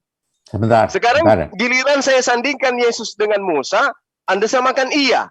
Nah, Musa itu dari biologis, Pak. Yesus dari biologis juga. Bentar. Ya. Waktu Musa itu bisa mujizat. Yesusku bisa mujizat. Nabi Musa sama sekali tidak bisa mujizat. Satu. Oh, nabiku mujizatnya luar biasa, Pak. Siapa bilang? Sama sekali. Nabiku mujizatnya luar biasa, nggak bisa rontok semua mujizat-mujizat Anda kalau dibandingkan mujizat nabiku. Yang kedua, waktu Yesus lahir, anak di bawah 2 tahun itu dibunuh oleh Herodes. Musa demikian juga. Ketika dia lahir, anak di bawah 2 tahun itu juga dibunuh. Muhammad, apa ada kejadian itu? Tidak ada. Oke, baik. Sekarang endingnya Musa dikubur. Yesus? Kalau dikubur, aku juga dikubur. Kalau kamu mengatakan yang... Bukan Bapak. Ini bandingkan Yesus dengan Musa, ya, Pak. Kalau kamu ngomong... Kalau Musa, sebentar. Anda kan mengatakan Yesus orang mati dibangkitkan. Nabi Muhammad SAW orang hidup dimatikan. Nah, Musa gimana, Pak? Musa? Bentar. Kalau mati, Musa gimana, Pak? Dengarkan dulu. Soal mati, kawin, semua orang itu melakukan semua. Jangan kemana-mana dulu, Pak. Musa dulu, Pak. Jangan dulu Musa, lah. orang Jangan hidup gitulah. dimatikan atau orang mati dihidupkan Musa itu, Pak? Jawab dong. Bentar, ya. Yesus bisa mengangkat orang mati. Musa juga bisa. Di mana itu dalilnya, Pak? Ya, nabimu kan nggak bisa kan? Ya, sekarang dalilnya di mana Musa membangkitkan orang mati, coba? Nah, kamu sendiri ngomong tadi. Loh, saya katakan Musa, orang hidup dimatikan. Orang hidup dimatikan. Iya, Pak. Oh, bukan orang mati dihidupkan. Bukan. Musa itu begitu. Musa itu diperintahkan memerangi. Bunuh. Jangan kau biarkan apapun yang bernapas. Betul nggak? Oke. Bentar ya. Nah, Yesus begitu kan, Pak? Oke, bentar ya. Saya jawab ya. Iya, jawab aja. Dengan kumat kamit merepet tanpa dalil. Silakan. Yang kamu sampaikan itu, semua orang bisa. Musa kawin. Gimana sih Bapak ini? Tadi katanya Nabi Tuhan Anda orang mati dihidupkan. Anda bangga. Nah, menuduh Nabi kami orang hidup dimatikan. Nah, sekarang yang sama seperti Musa, orang hidup dimatikan itu siapa? Kasih timer. Kamu nyerocos saja. Kasih timer. Anda mau komat kamit bebas ini tanpa dalil pasti. Ayo, mau kasih timer. Diskusi itu, Pak. Udah ada tema ini. Ya, udah ada tema. Saya ngomong dipotong terus. Lah, demikian juga saya ngomong Anda potong juga kan? Makanya itu kasih timer. Anda mau bawa tema apa lagi nih? Anda kan sudah kebablasan ini. Enggak apa-apa. Saya jawab tentang Musa. Silakan aja. Apakah Musa itu membangkitkan orang mati? Ya, sebentar ya. Saya jawab, jangan dipotong ya. Ya, apakah Musa itu membangkitkan orang mati, Pak? Jangan dipotong. Diam dulu kamu. Ya. Musa kawin. Saya kawin. Ini masalah membangkitkan orang mati, bukan masalah kawin, Pak. Enaknya ngomong sama setan itu lebih enak daripada memang ngomong setan dengan tidak sanggup ngomong sama saya tentang kebenaran, Pak. Kita Karena kamu berbicara setan. mengenai membangkitkan orang mati, Bapak larinya ke kawin. Pak Christian Musa jaga mulut, kawin, Pak. Nabi Muhammad SAW kawin. Yesus kawin nggak, Pak? Bentar, saya mau jawab, jangan dipotong. Nah, nanti habis kawin lari lagi nanti. Tinggal aja lagi, coba. Sebentar, saya ngomong jangan dipotong. Nanti saya kasih kecepatan Anda ngomong. Iya, tapi Bapak itu kayak menyesatkan Bapak. Lain ditanya, lain dibahas, lain yang Bapak uraikan. Kelihatan Bapak itu sudah kepepet gitu loh. Ya. Okay. Musa membunuh ya orang hidup mati. Baginda datang diutus sama seperti Musa untuk menegakkan hukum-hukum, membunuh orang yang membantah perintah Tuhan. Itu perintah, itu nubuat. Nah sekarang Yesus berlaku nggak begitu? Atau jangan-jangan kebalik, dia yang dibunuh? Sudah cukup. Udah, jawab dong Pak. Ya, jangan lari kemana-mana, merepet kemana-mana. Yesus itu membunuh atau dibunuh, kan gitu? Semua saya jawab, tapi jangan dipotong. Ya. Saya lahir normal, Musa juga lahir normal, Nabi Muhammad juga lahir normal. Ya, tapi saya bukan Nabi. Sepertinya Pak Christian kurang sehat. Yesus, sekarang Musa juga kawin, aku juga kawin, Muhammad kawin, tapi aku bukan Nabi. Ya, kalau itu yang dibuat persamaan, Musa membunuh, Muhammad membunuh, ya banyak orang jadi pembunuh, tapi juga tidak jadi nabi. Kalau itu jadi persamaan buat nabi, itu nggak cocok. Yang buat persamaan adalah kesamaannya adalah satu, mujizatnya. Dua, waktu masih kecil itu anak di bawah 2 tahun itu dibunuh. Yang ketiga, Musa membebaskan bangsa Israel. Yesus membebaskan apa? Bentar. Musa ditugaskan untuk membebaskan bangsa Yahudi dari Mesir. Yesus membebaskan manusia dari belenggu dosa. Itu kesamaannya. Ya.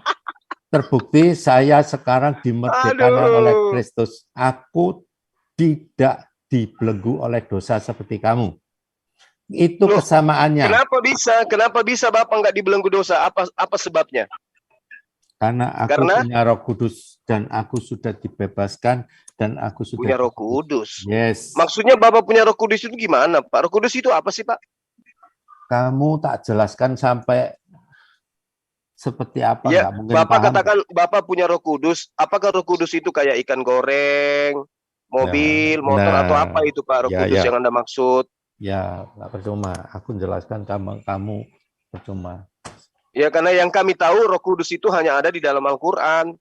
Roh Kudus itu hanya Anda ambil sebagai tambalan aja di dalam kitab Anda. Ya, maka itu saya menyembah Allah Bapa di dalam nama Yesus Kristus. Menyembah gimana Bapak? Yang dikatakan menyembah itu kan taat kepada perintahnya. Betul. Perintah Bapak yang Anda lakukan itu yang mana Pak? Anda kok mengaku menyembah Bapak? Yang dikatakan menyembah itu berserah diri kepada perintahnya. Betul. Perintah Bapak yang mana yang Bapak lakukan coba? Aku percaya pada anak yang tunggal yang bernama Yesus. Percaya sebagai apa Pak? Sebagai Tuhan dan Juru Selamatku. Di mana itu Bapak ajarkan bahwa Yesus itu anakku itu adalah Tuhan? Kalau kamu ingin tahu bahwa Yesus itu Tuhan, banyak sifat-sifat yang hanya bisa dilakukan oleh Yesus dan hanya dilakukan oleh Allah, tapi dilakukan oleh Yesus. Mana dalilnya Pak bahwa anakku itu adalah Tuhan? Mana dalilnya? Sekarang gini ya, banyak orang Islam itu katanya, sering bertanya, tunjukkan satu ayat pengakuan Yesus mengatakan akulah Tuhan, akulah apa dan lain sebagainya. Tapi banyak sifat-sifat Allah yang harusnya hanya boleh untuk Tuhan, tapi itu dipakai oleh Yesus. Contohnya ya, bahwa Allah itu kan Al-Malik, raja di atas segala raja. Yesus mengaku punya kuasa di bumi dan di surga. Apa kuasanya Pak? Di mana itu kekuasaan Yesus itu di mana di bumi? Dia berkuasa di mana? Siapa yang dia kuasai, Bapak? Matius Menguasai 12. 12 muridnya aja dia nggak sanggup.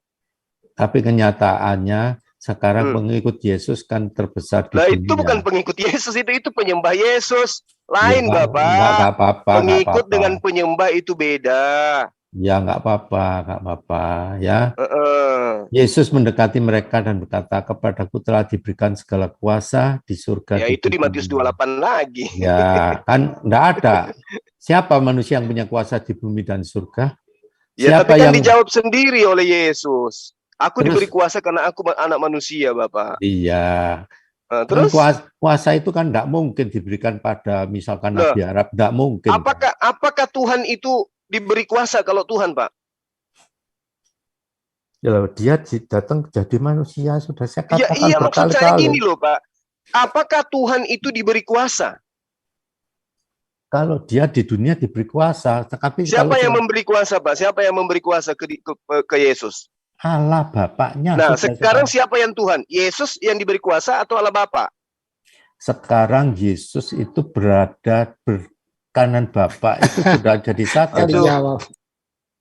Bapak ini jangan kelamaan dalam kesesatan, Bapak. Siapa yang Yesus berani?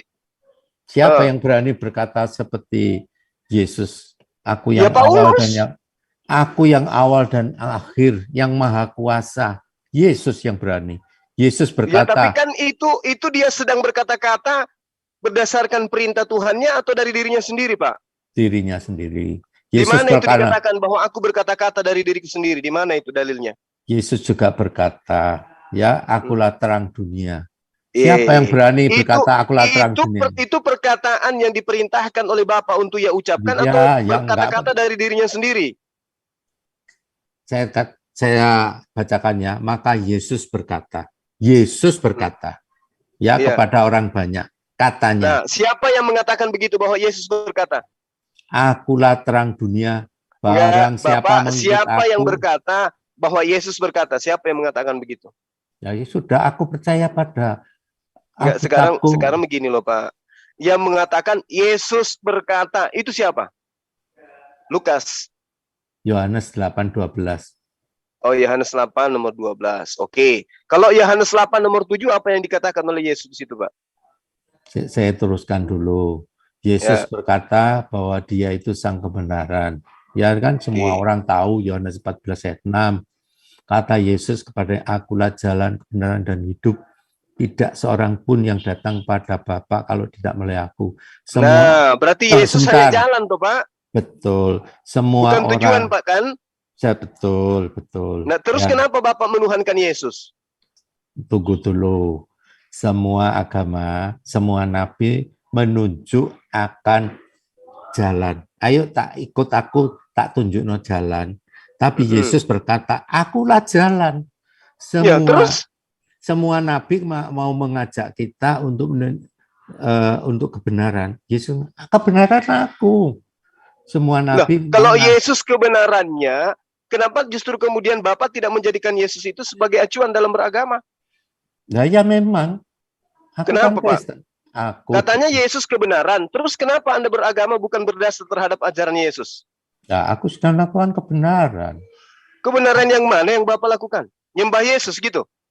Yesus kan suruh aku dibaptis, aku dibaptis. Yesus nyuruh mengatakan untuk zaman Iya, silakan aja Anda dibaptis, dicebur, enggak apa-apa.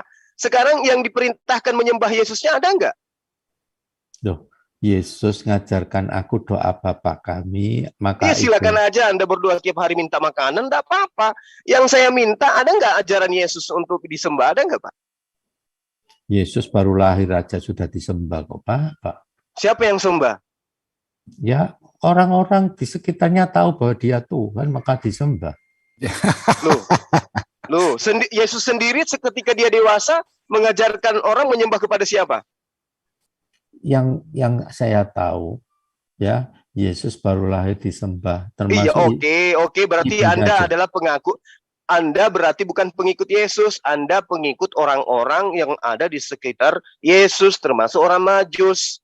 Ya. Tadi katanya Anda adalah pengikut Yesus. Ternyata Anda adalah pengikut orang-orang Majus. Yang mana yang benar ini, Pak? Murid-muridnya aja. termasuk Siapa Thomas. muridnya yang menuhankan Yesus? Siapa coba? Thomas itu kan nggak percaya. Apa yang dikatakan oleh Thomas? Thomas itu kan nggak percaya bahwa gurunya itu bangkit. Sebelum tanganku mencucukkan ke lambung dan tangannya, aku nggak percaya. Begitu tunjukkan tangannya yang berlobang, lambungnya yang berlobang. Langsung Thomas itu sujud mengatakan, ya Tuhanku dan Allahku. Ketika dia sujud, apakah Yesus marah? Tidak. Yesus nggak marah. Menerima pujian. Saya tidak habis pikir, sekiranya Thomas itu hidup pada masa Musa, ketika tulang sapi menghidupkan orang mati, pasti disembah sapi juga gitu ya maksudnya ya? Tidak, kenyataannya muridnya itu menyebut Yesus Tuhan, menyebut Yesus Allah. Yesus nggak marah. Oke. Jadi kalau misalnya, jadi gini Pak, jadi kalau misalnya ada orang tabrakan Pak, di depan Bapak ada orang tabrakan yang seharusnya dia mati digilas mobil, tapi ternyata dia masih berdiri. Lalu kemudian Bapak mengatakan, ya Allah, ya Tuhanku. Berarti orang yang ditabrak itu Tuhan ya Pak? Oh, enggak. Aku mengatakan itu kan enggak sambil sujud menyembah. Thomas kan sambil sujud menyembah.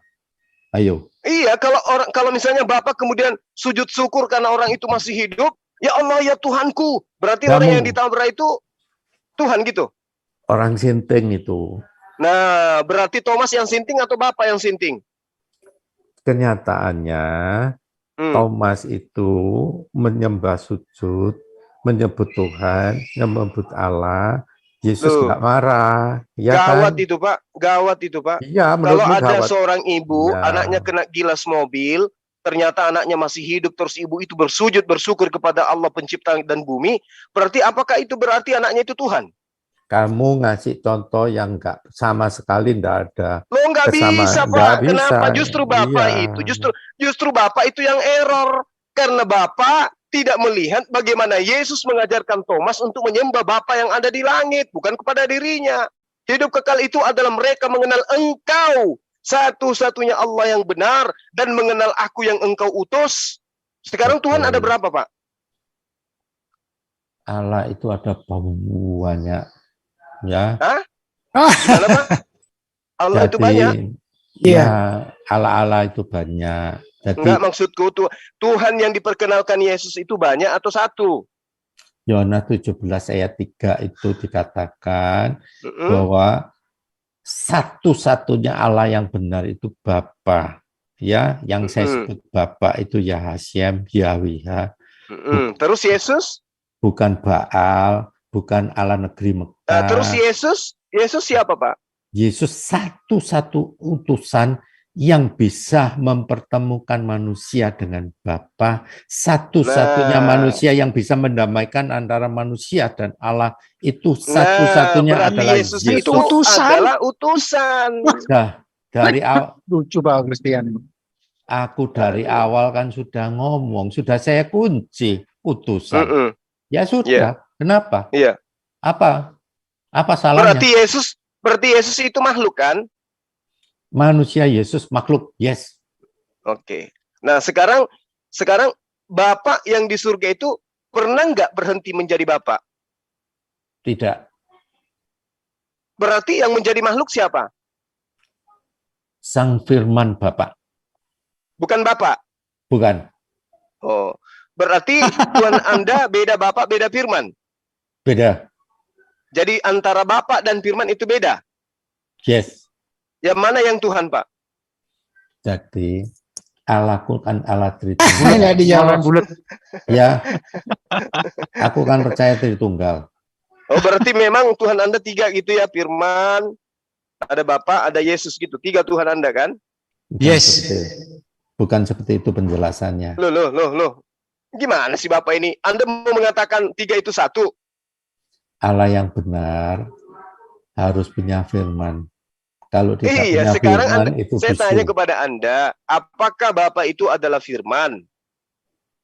Kasihan. Bapak punya firman. Betul, Bapak punya firman, berarti Bapak punya Tuhan, gitu maksudnya? Bapak punya firman. Iya, maksudnya Bapak punya Tuhan, gitu? Bapak punya firman. Firman itu Tuhan atau bukan? Bapa punya firman, firman yang mengambil rupa manusia itu namanya Yesus. Firman itu Tuhan atau bukan? Allah Bapa punya firman dan roh. Ya, firman itu Tuhan atau bukan, Pak? Firman itu adalah kalam Allah yang bersama dengan Allah Bapa di dalam Iya, satu saya kalam. ngerti firman itu kalam, saya paham. Sekarang firman itu Tuhan atau bukan? Ya, bisa dikatakan itu. Nggak apa-apa. Berarti Bapak punya Tuhan? Tidak. Loh, tadi katanya Bapak punya firman. Sama kekalnya.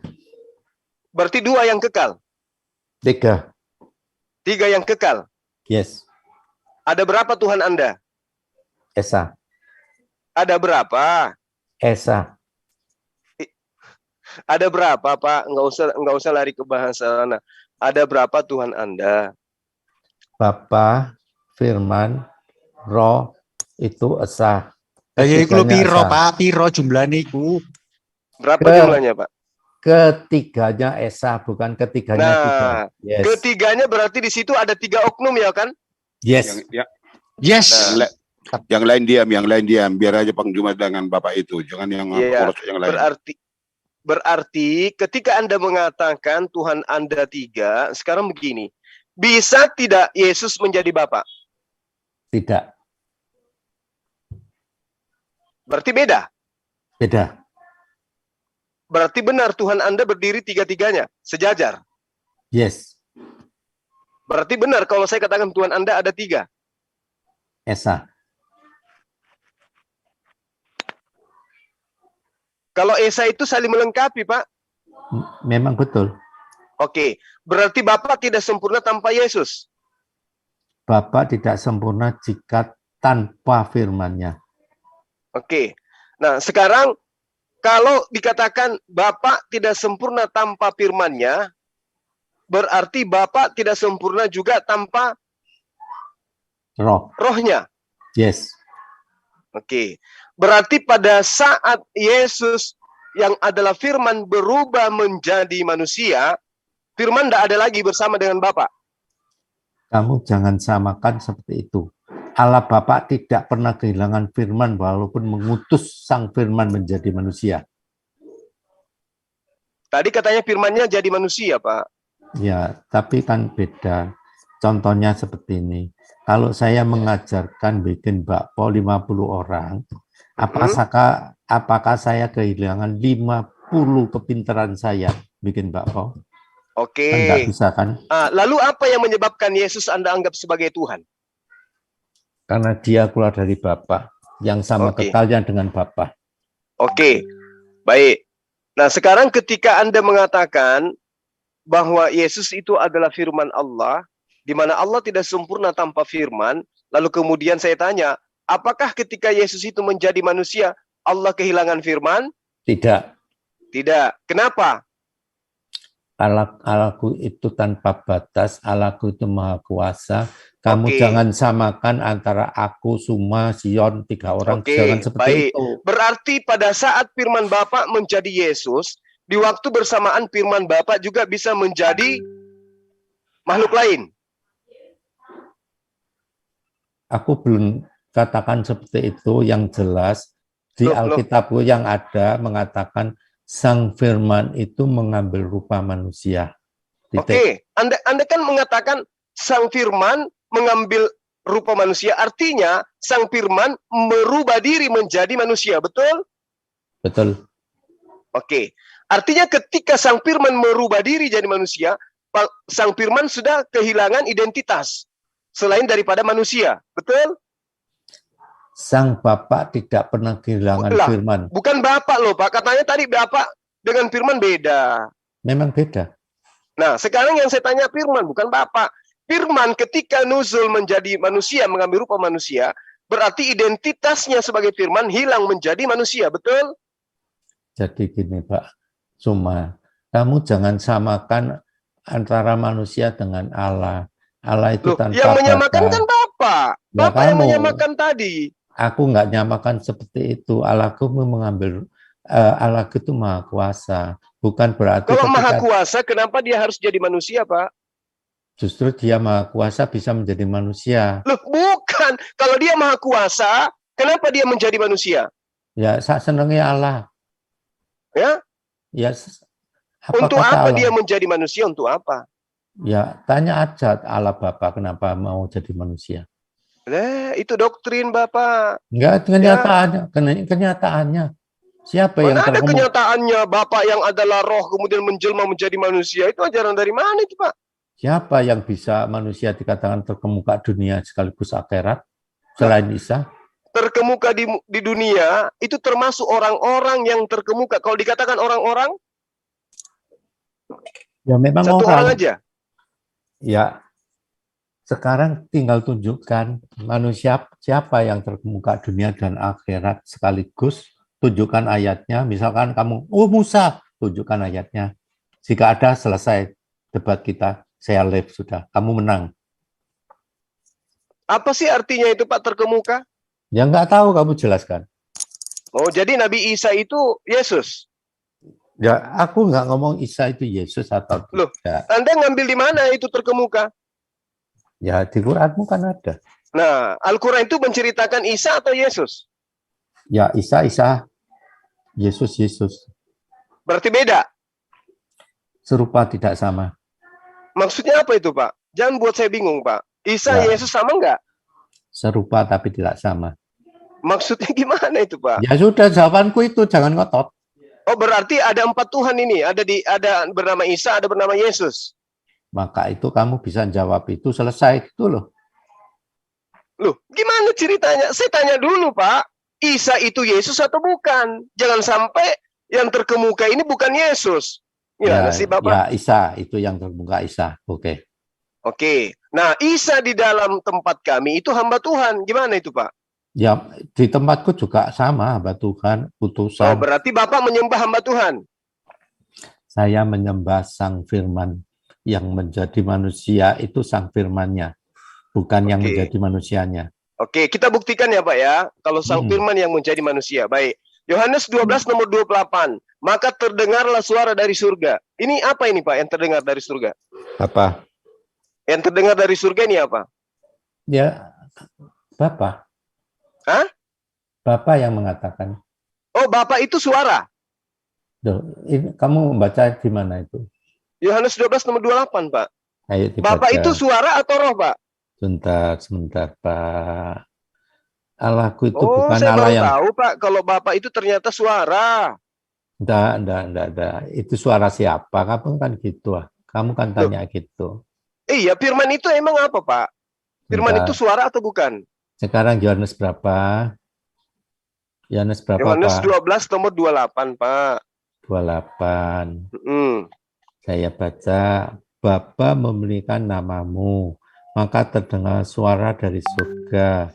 Aku telah memuliakannya dan aku akan memuliakan lagi. Terus pertanyaannya? Suara itu siapa?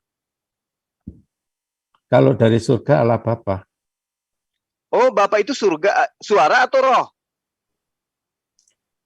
Bapakku itu bukan bisu, Bapakku bisa berfirman. Iya, saya tidak tanya bisu atau sumbing. Yang saya tanya, Bapak itu roh atau suara? Dia Allah Bapa itu roh. Loh, yang suara ini apa? Firman. Loh, katanya firmannya sudah di dunia, Pak. Malah dia yang berdoa. Allah Bapakku ketika mengutus firman-Nya menjadi manusia, dia tidak kehilangan firman. Oh, atau jangan-jangan yang menjadi manusia ini ciptaan, Pak? Bagaimana sang firman diciptakan? Dengan cara berkata, kan? Segala sesuatu diciptakan oleh firman. Tanpa firman segala sesuatu tidak ada. Bagaimana Allah menciptakan firman? Nah, sekarang firman itu apa menurut Bapak? Sang pencipta. Enggak, maksud saya firman itu apa, berdasarkan kata firman itu apa? Dia dikatakan logos. Logos itu apa, Pak? Ya, itu kan dikatakan logos itu bisa dikatakan logika, hikmat Allah, kecerdasan berarti Allah. Ide gitu, gagasan.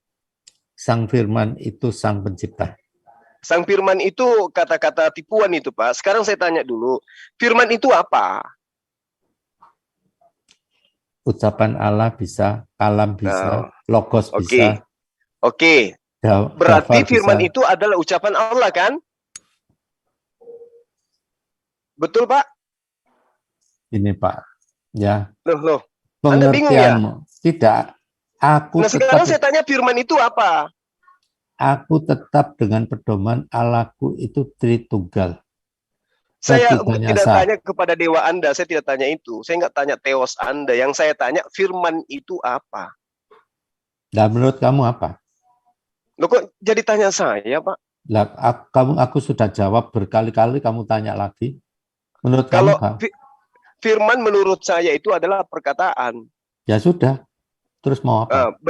Berarti menurut Anda apa firman itu? Jadi menurut aku firman itu bukan sekedar suara A, I, U, E, O, A, B, C dan lain sebagainya. Dia sang pribadi yang bersama Allah Bapa di dalam kekekalan. Ya, gitu. Oke. Sekarang ketika Gabriel datang kepada Maria memberikan informasi, di situ ada Yesus nggak, Pak? Gimana? Ketika Gabriel pada bulan ke-6 datang memberitakan kepada Maria akan hamilnya Maria, di situ ada Yesus nggak?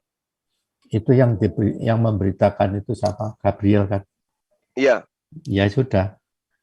Ada nggak Yesus di situ, Pak? Belum jadi. Oh, belum jadi. Firman ada nggak, Pak, di situ? Yang nyampaikan itu Gabriel. Ya. Apa yang dibawa? Firman atau bukan? Dia mengatakan Maria akan lahir dari Roh Kudus. Nah, oke. Itu firman atau bukan, Pak? Bisa jadi, karena Yesus itu sang kalam Allah. Yesus itu juga Roh kok Allah. jadi Yesus yang kalam Allah? Yang saya tanya, Anda katanya di situ belum ada Yesus. Kok jadinya ke Yesus? Yang dibawa oleh Gabriel itu firman atau Yesus? Firman ada, Gabriel ada, manusia Yesus belum ada. Nah, berarti sama nggak firman dengan Yesus? Firman dan Yesus itu beda. Oke. Berarti Yesus bukan firman. Betul. Yesus sebelum jadi manusia, dia itu sang firman. Berarti beda. Yesus ciptaan ya, Pak, ya? Kalau Yesus ciptaan, kalau dia itu berasal dari sang firman itu bukan ciptaan. Lah, Yesus firman atau bukan? Yesus itu dilahirkan, bukan diciptakan. Kalau yang diciptakan Adam. Yesus itu firman atau bukan, Pak? Awalnya itu, yes. Loh, tadi Anda katakan bukan. Loh, awal dari segala sesuatu itu Yesus. Sebelum dunia diciptakan dan sebagainya, sebelum ada malaikat, sebelum manusia, Yesus itu wujudnya adalah sang firman. Oh, gitu. Yes. Jadi Yesus itu perkataan. Sang firman. Perkataan. Sang firman. Ide. Sang firman. Yesus itu perkataan atau manusia? Sang firman yang bersama Bapa. Apaan sih? Nah, yang bersama Bapa itu idenya Bapa, perkataan Bapa atau Yesus? Sang firman bersama Bapa. Sang firman bersama Bapa. Oke. Islam juga mengakui itu. Allah itu bersama dengan sifatnya. Salah satunya sifatnya adalah kemampuan berkata-kata. Itu betul. Nah, sekarang yang menjadi masalah Yesus. Yesus itu firman, Anda katakan bukan. Yesus itu firman yang menjadi manusia. Artinya perkataan yang menjadi manusia, kan? Firman yang menjadi manusia. Firman itu apa, Pak? Sudah dijelaskan dari tadi berulang-ulang. Iya, makanya nggak usah nipu-nipu gitulah. Jujur aja, Yesus itu bukan firman, bukan? Firman. Tadi Anda katakan bukan. Awalnya firman. Oke, sekarang yang diantar oleh Gabriel itu Yesus atau bukan? Yang diantar, yang diberitakan. Iya, yang diberitakan itu Yesus atau bukan? Diberitakan akan lahir. Iya, akan lahir di situ sudah ada Yesus. Belum. Berarti Yesus ciptaan, kan? Manusianya dilahirkan. Manusianya diciptakan. Dilahirkan. Berarti Yesus sudah ada. Ada Sang Firman. Kok jadi nggak ngerti bahasa Indonesia sih ya? Begitu kuatnya iblis, Ca. Sudah. Bertengger di Bapa. Subhanallah. Ayo, tanya apa kamu? Ketika Gabriel datang kepada Maria, apakah Yesus itu sudah ada? Manusia Yesus belum lahir. Belum lahir. Ya, memang belum lahir. Nah, sebelum lahir, apakah manusia Yesus sudah ada? Tidak ada. Berarti manusia Yesus diciptakan. Dilahirkan.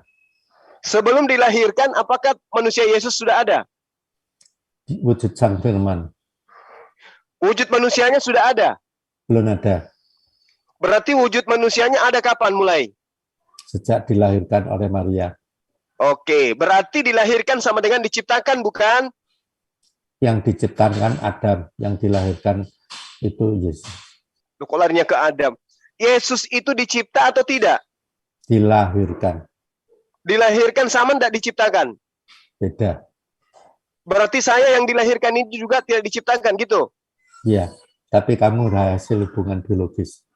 Bagaimana dengan istrinya Hawa, istrinya Adam? Dia diciptakan. Kenapa bisa diciptakan, dia tidak dilahirkan? Dia dari debu, Yesus Sang Firman. Gimana? Kalau Adam itu dari debu. Kalau Hawa? Dari tulang rusuk. Dari tulang rusuk. Oh gitu. Jadi kalau Anda mengatakan Adam dari tanah debu, kemudian Hawa dari tulang rusuk, kalau saya katakan Yesus itu berasal dari saripati makanan Maria, salah nggak? Awalnya itu dia Sang Firman menjadi manusia, maka itu ngambil saripati, yes, untuk menjadi manusia. Nah sekarang Hawa itu istri Adam itu berasal dari Sang Firman atau bukan? Dari tulang rusuk yang dihembuskan oleh Roh Tuhan. Oke, itu ide Tuhan atau bukan? Ya, semua dari Tuhan. Oke, berarti dia berasal dari firman Tuhan juga? Yes. Bedanya dengan Yesus? Ya, sangat beda. Bedanya gimana?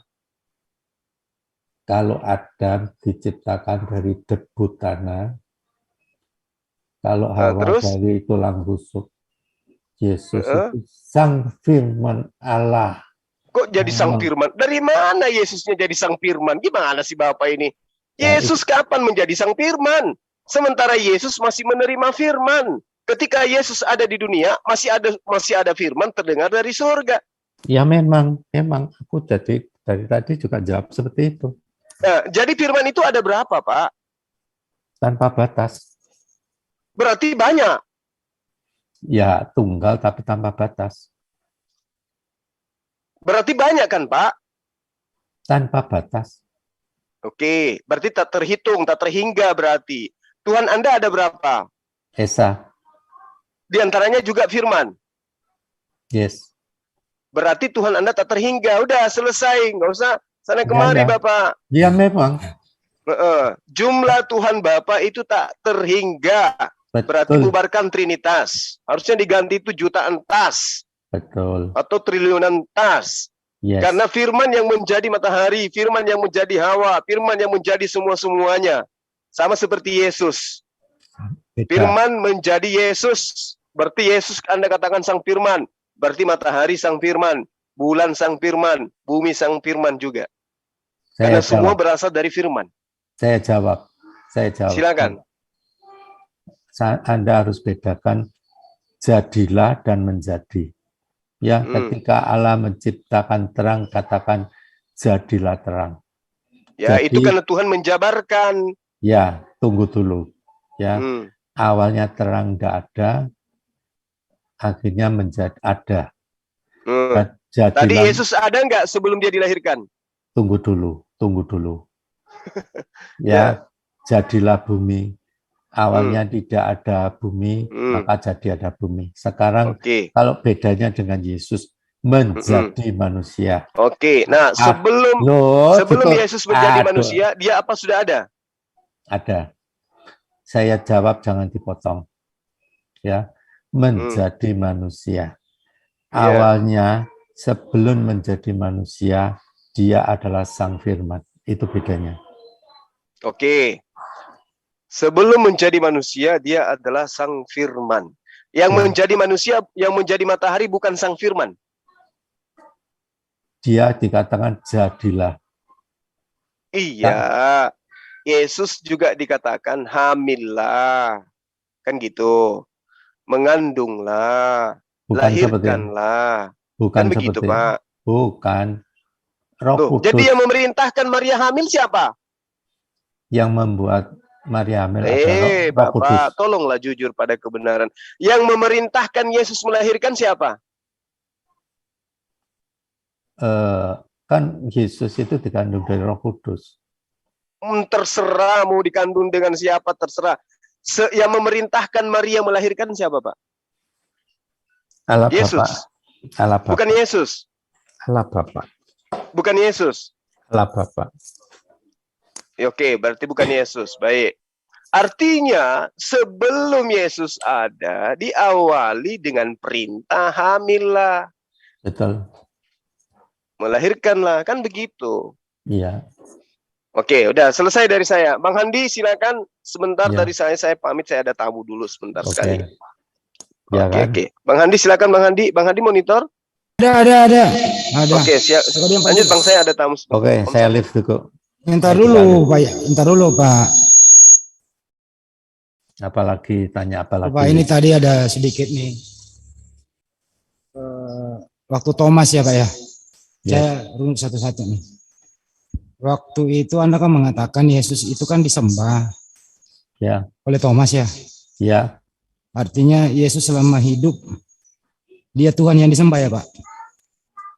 Saya katakan Thomas menyebut Yesus itu Tuhan dan Allah, tapi Yesus tidak marah. Oke, apakah hanya Thomas yang menyembah Yesus atau ada yang lain? Banyak. Siapa aja, Pak? Orang buta yang dicelikkan itu juga menyembah Yesus. Yesus juga tidak marah. Siapa namanya, Pak, selain Thomas? Orang yang buta dicelikkan mata kakaknya oleh Yesus. Oke. Selain Terus, itu ada orang yang mengalami pendarahan. ya siapa aja yang menyembah Yesus? Orang banyak apa hanya beberapa orang? Ya, di Alkitab disebutkan Ibunya, Bunda Maria pernah menyembah Yesus. Waktu lahir itu dia datang bersama-sama dengan orang-orang Majus. Orang Majus ya. Ya. Jadi orang Majus datang bareng-bareng sama ibunya menyembah anak ini gitu ya.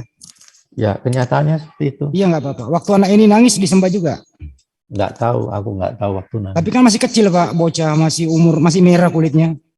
Ya, itu umum seperti orang lain. Jadi bayi merah ini adalah Tuhan yang disembah ya. Loh, apa yang tertulis yang saya sampaikan? Iya, tinggal iyain aja Pak, saya nggak persulit kok. Iya, yes. Gitu. Yes aja Pak, yes. Yes. Yes, baik.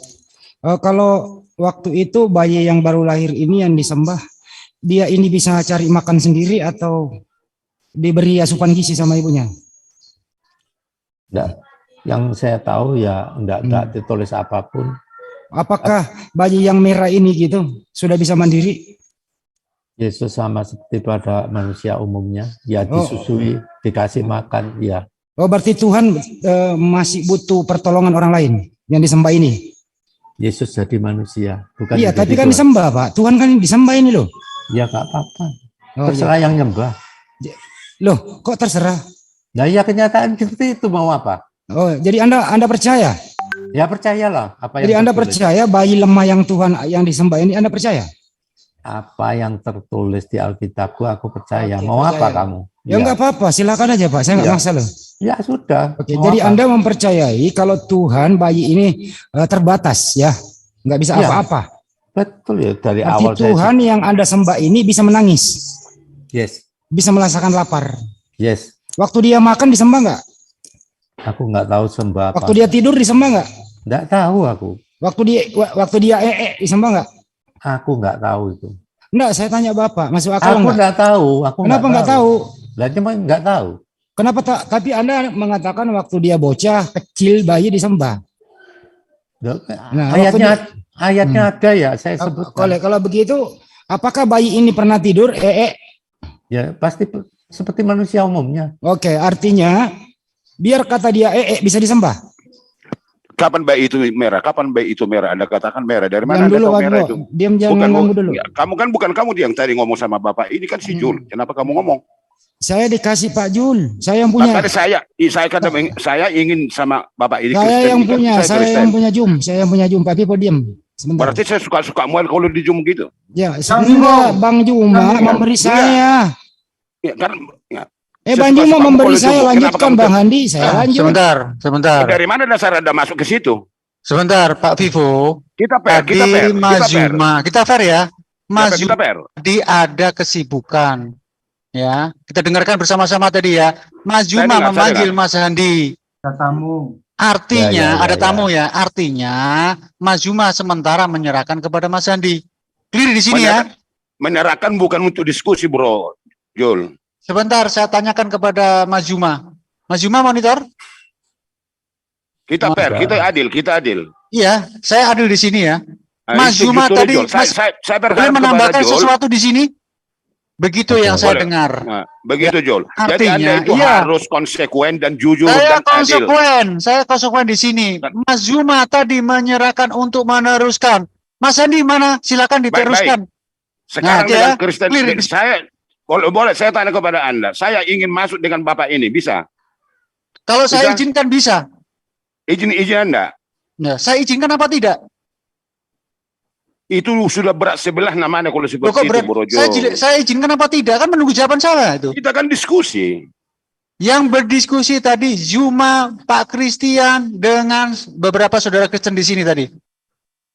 Ya, jadi yang berdiskusi di sini bukan Pak Vivo, tapi Pak Juma dengan saudara Christian. Pak Juma ada kepentingan, ada tamu, diserahkan kepada Mas Andi. Kecuali Pak Christian itu mengizinkan Pak Vivo masuk ke sini, Mas Juma mengizinkan Pak Vivo masuk ke sini. Saya izinkan. Ya, Mas Vivo. Itu, Pak Vivo. Ya, Pak. Ya, Pak. Oke, tenang Pak Vivo. Oke, dilanjut Mas Andi dengan Pak Vivo. Pak Christian, sorry. Pak Vivo standby dulu. Pak Vivo standby dulu. Saya serahkan pada Pak Vivo aja dah. Saya juga mau makan. Diserahkan sama saya. Nah, diserahkan dengan saya tanyakan ke Mas Andi. Apakah Mas Andi siap? Ayo. Nah, gitu. Siap. Oke, dilanjut. Oke. Antara Pak Vivo dengan Mas Andi. Ada satu syarat Pak Jul. Harus ngerti bahasa Indonesia. Oke. Kalau nggak ngerti bahasa Indonesia, saya hentikan. Ya. Baik. Oke, lanjut. Ada syarat Jul sama saya. Kembali ke topik. Ada, bukan. Ada syarat kau kan ada. Maka syarat saya ada. Apa syaratnya? Nah, kan gitu. Harus ngerti bahasa Indonesia yang Anda katakan. Kan begitu kan? Enggak. Apanya kau ini? Udah begitu tapi diulang. Gimana sih kamu ini? Kamu kan ada yang buat syarat. Maka saya buat syarat saya. Silakan. Apa? Bahasa Indonesia apa menurut Anda yang saya syaratkan? KBBI. KBBI bagaimana itu kira-kira? Apa? Begini nih nggak bisa gua Pak Jul. Lanjut ke tema yang tadi itu, masalah Tuhan atau apa itu. Silakan dilanjut dengan Pak Vivo. Baik ya. Nah, syaratmu itu dulu. Satu kalimat pun kau sudah ngawur kau. KBBI Pak bahasa Indonesia. Contohnya buat. Kamu sebesar bahasa Indonesia. Contohnya buat. Kami bangsa Indonesia mengaku berbahasa satu bahasa Indonesia. Sumpah Pemuda, paham? Ya, ngawur. Memang kalau orang jadul susah Pak Joko, orang jadul. Kamu yang mengatakan kalimat dari awal tadi udah ngawur. Kau bilang sama saya ngawur. Kalau jadul susah. Saya kan orang Indonesia, kenapa kamu katakan harus syarat bahasa Indonesia? Ingin rusak Zoom, rusak acara Mas Andi, bahkan Mas Andi buang. Argumenmu bagaimana itu? Pak Vivo, kita langsung fokus kepada tema yang sudah berjalan tadi. Saya akan menjas di sini ataupun betul Jol. Tapi syarat bahasa Indonesia, dia tahu saya orang Indonesia. Saya akan menilai bahasa Indonesianya yang baik ataupun salah. Saya yang menilai. Kalau itu dikatakan kenapa syarat bahasa Indonesia apa di orang? Saya yang akan menilai di sini mana bahasa Indonesianya yang baik. Tarik kata-kata dia, biar si Andi ditarik kata-kata dia. Ini mau debat apa mau geger Pak Vivo? Tarik kata-katamu dulu. Ya udah, saya tarik itu aja, biir cepat gitu aja. Andi yang ucap. Tarik kata-katamu Andi. Saya tarik kata-kata saya ya, sebentar. Saya tarik kata-kata saya 1, 2, 3. Saya tarik kata-kata saya udah. Nah, lanjut. Udah Pak Viva udah nggak ada, saya tarik. Selesai. Ya izinkan saya mengkick orang yang tidak bisa berbahasa Indonesia. Kalau misalnya saya diomelin, ya saya mengambil resikonya. Daripada ya. Lanjut sama Pak Christian aja. Lanjut sama Pak Christian. Ibu itu nggak bisa diajak diskusi, ngapain dilayani? Iya, mudah-mudahan Dewan Suro memaklumi saya. Saya waktunya makan ya, nanti lagi ya. Iya. Saya waktunya makan. Oh iya Pak Christian, makasih Ya, diskusinya ya Pak ya. Pak Daniel, Ya, di sini ada Pak makasih. Daniel. Pak Oke, Daniel, baik. Pak Daniel, monitor Pak Daniel. Ya Saya dah, waktunya kerja ya. ya nggak apa-apa. Dilanjut dengan Mas Andi aja. Oke, dilanjut. Ya, tadi dengerin aja sih sama Pak Christian sama Bang Zul. Bagus. Pak Christian udahan. Memang udah lama juga sih Pak Jul, tadi udah hampir 2 jam kan sama Bang Juma. Ya kita tutup dulu ini, baru kita format ulang. Gimana Amir dan Dewan Suro? Karena tadi Amir yang buka loh. Pak Amir Daniel yang ada tutup. waktu? Pak Daniel ada waktu? Nggak ada waktu sih. Berarti nggak ada waktu ya, berarti tidak ada diskusi lagi di sini. Tadi Mas Juma sudah clear dengan Pak Christian. Apapun yang ada di sini, ya kalau nanti ada, ataupun ada sebuah kekeliruan atau salah ucap, saya sebagai penyelenggara di Zoom ini, ya saya minta maaf kalau ada kesalahan. Karena itu keterbatasan kami dalam menyajikan sebuah diskusi antar agama ini. Pasti di situ ada kesalahan-kesalahan yang tidak kami sengaja maupun sengaja kami lakukan. Saya minta maaf kepada semuanya. Demikian Iwan Villa, karena di sini pihak Kristen yang lainnya sudah ada kesibukan masing-masing dan belum bisa melanjutkan diskusi, maka saya akhiri diskusi untuk sesi ini dan jangan kemana-mana, nanti kita akan live-kan lagi kalau ada diskusi yang lainnya.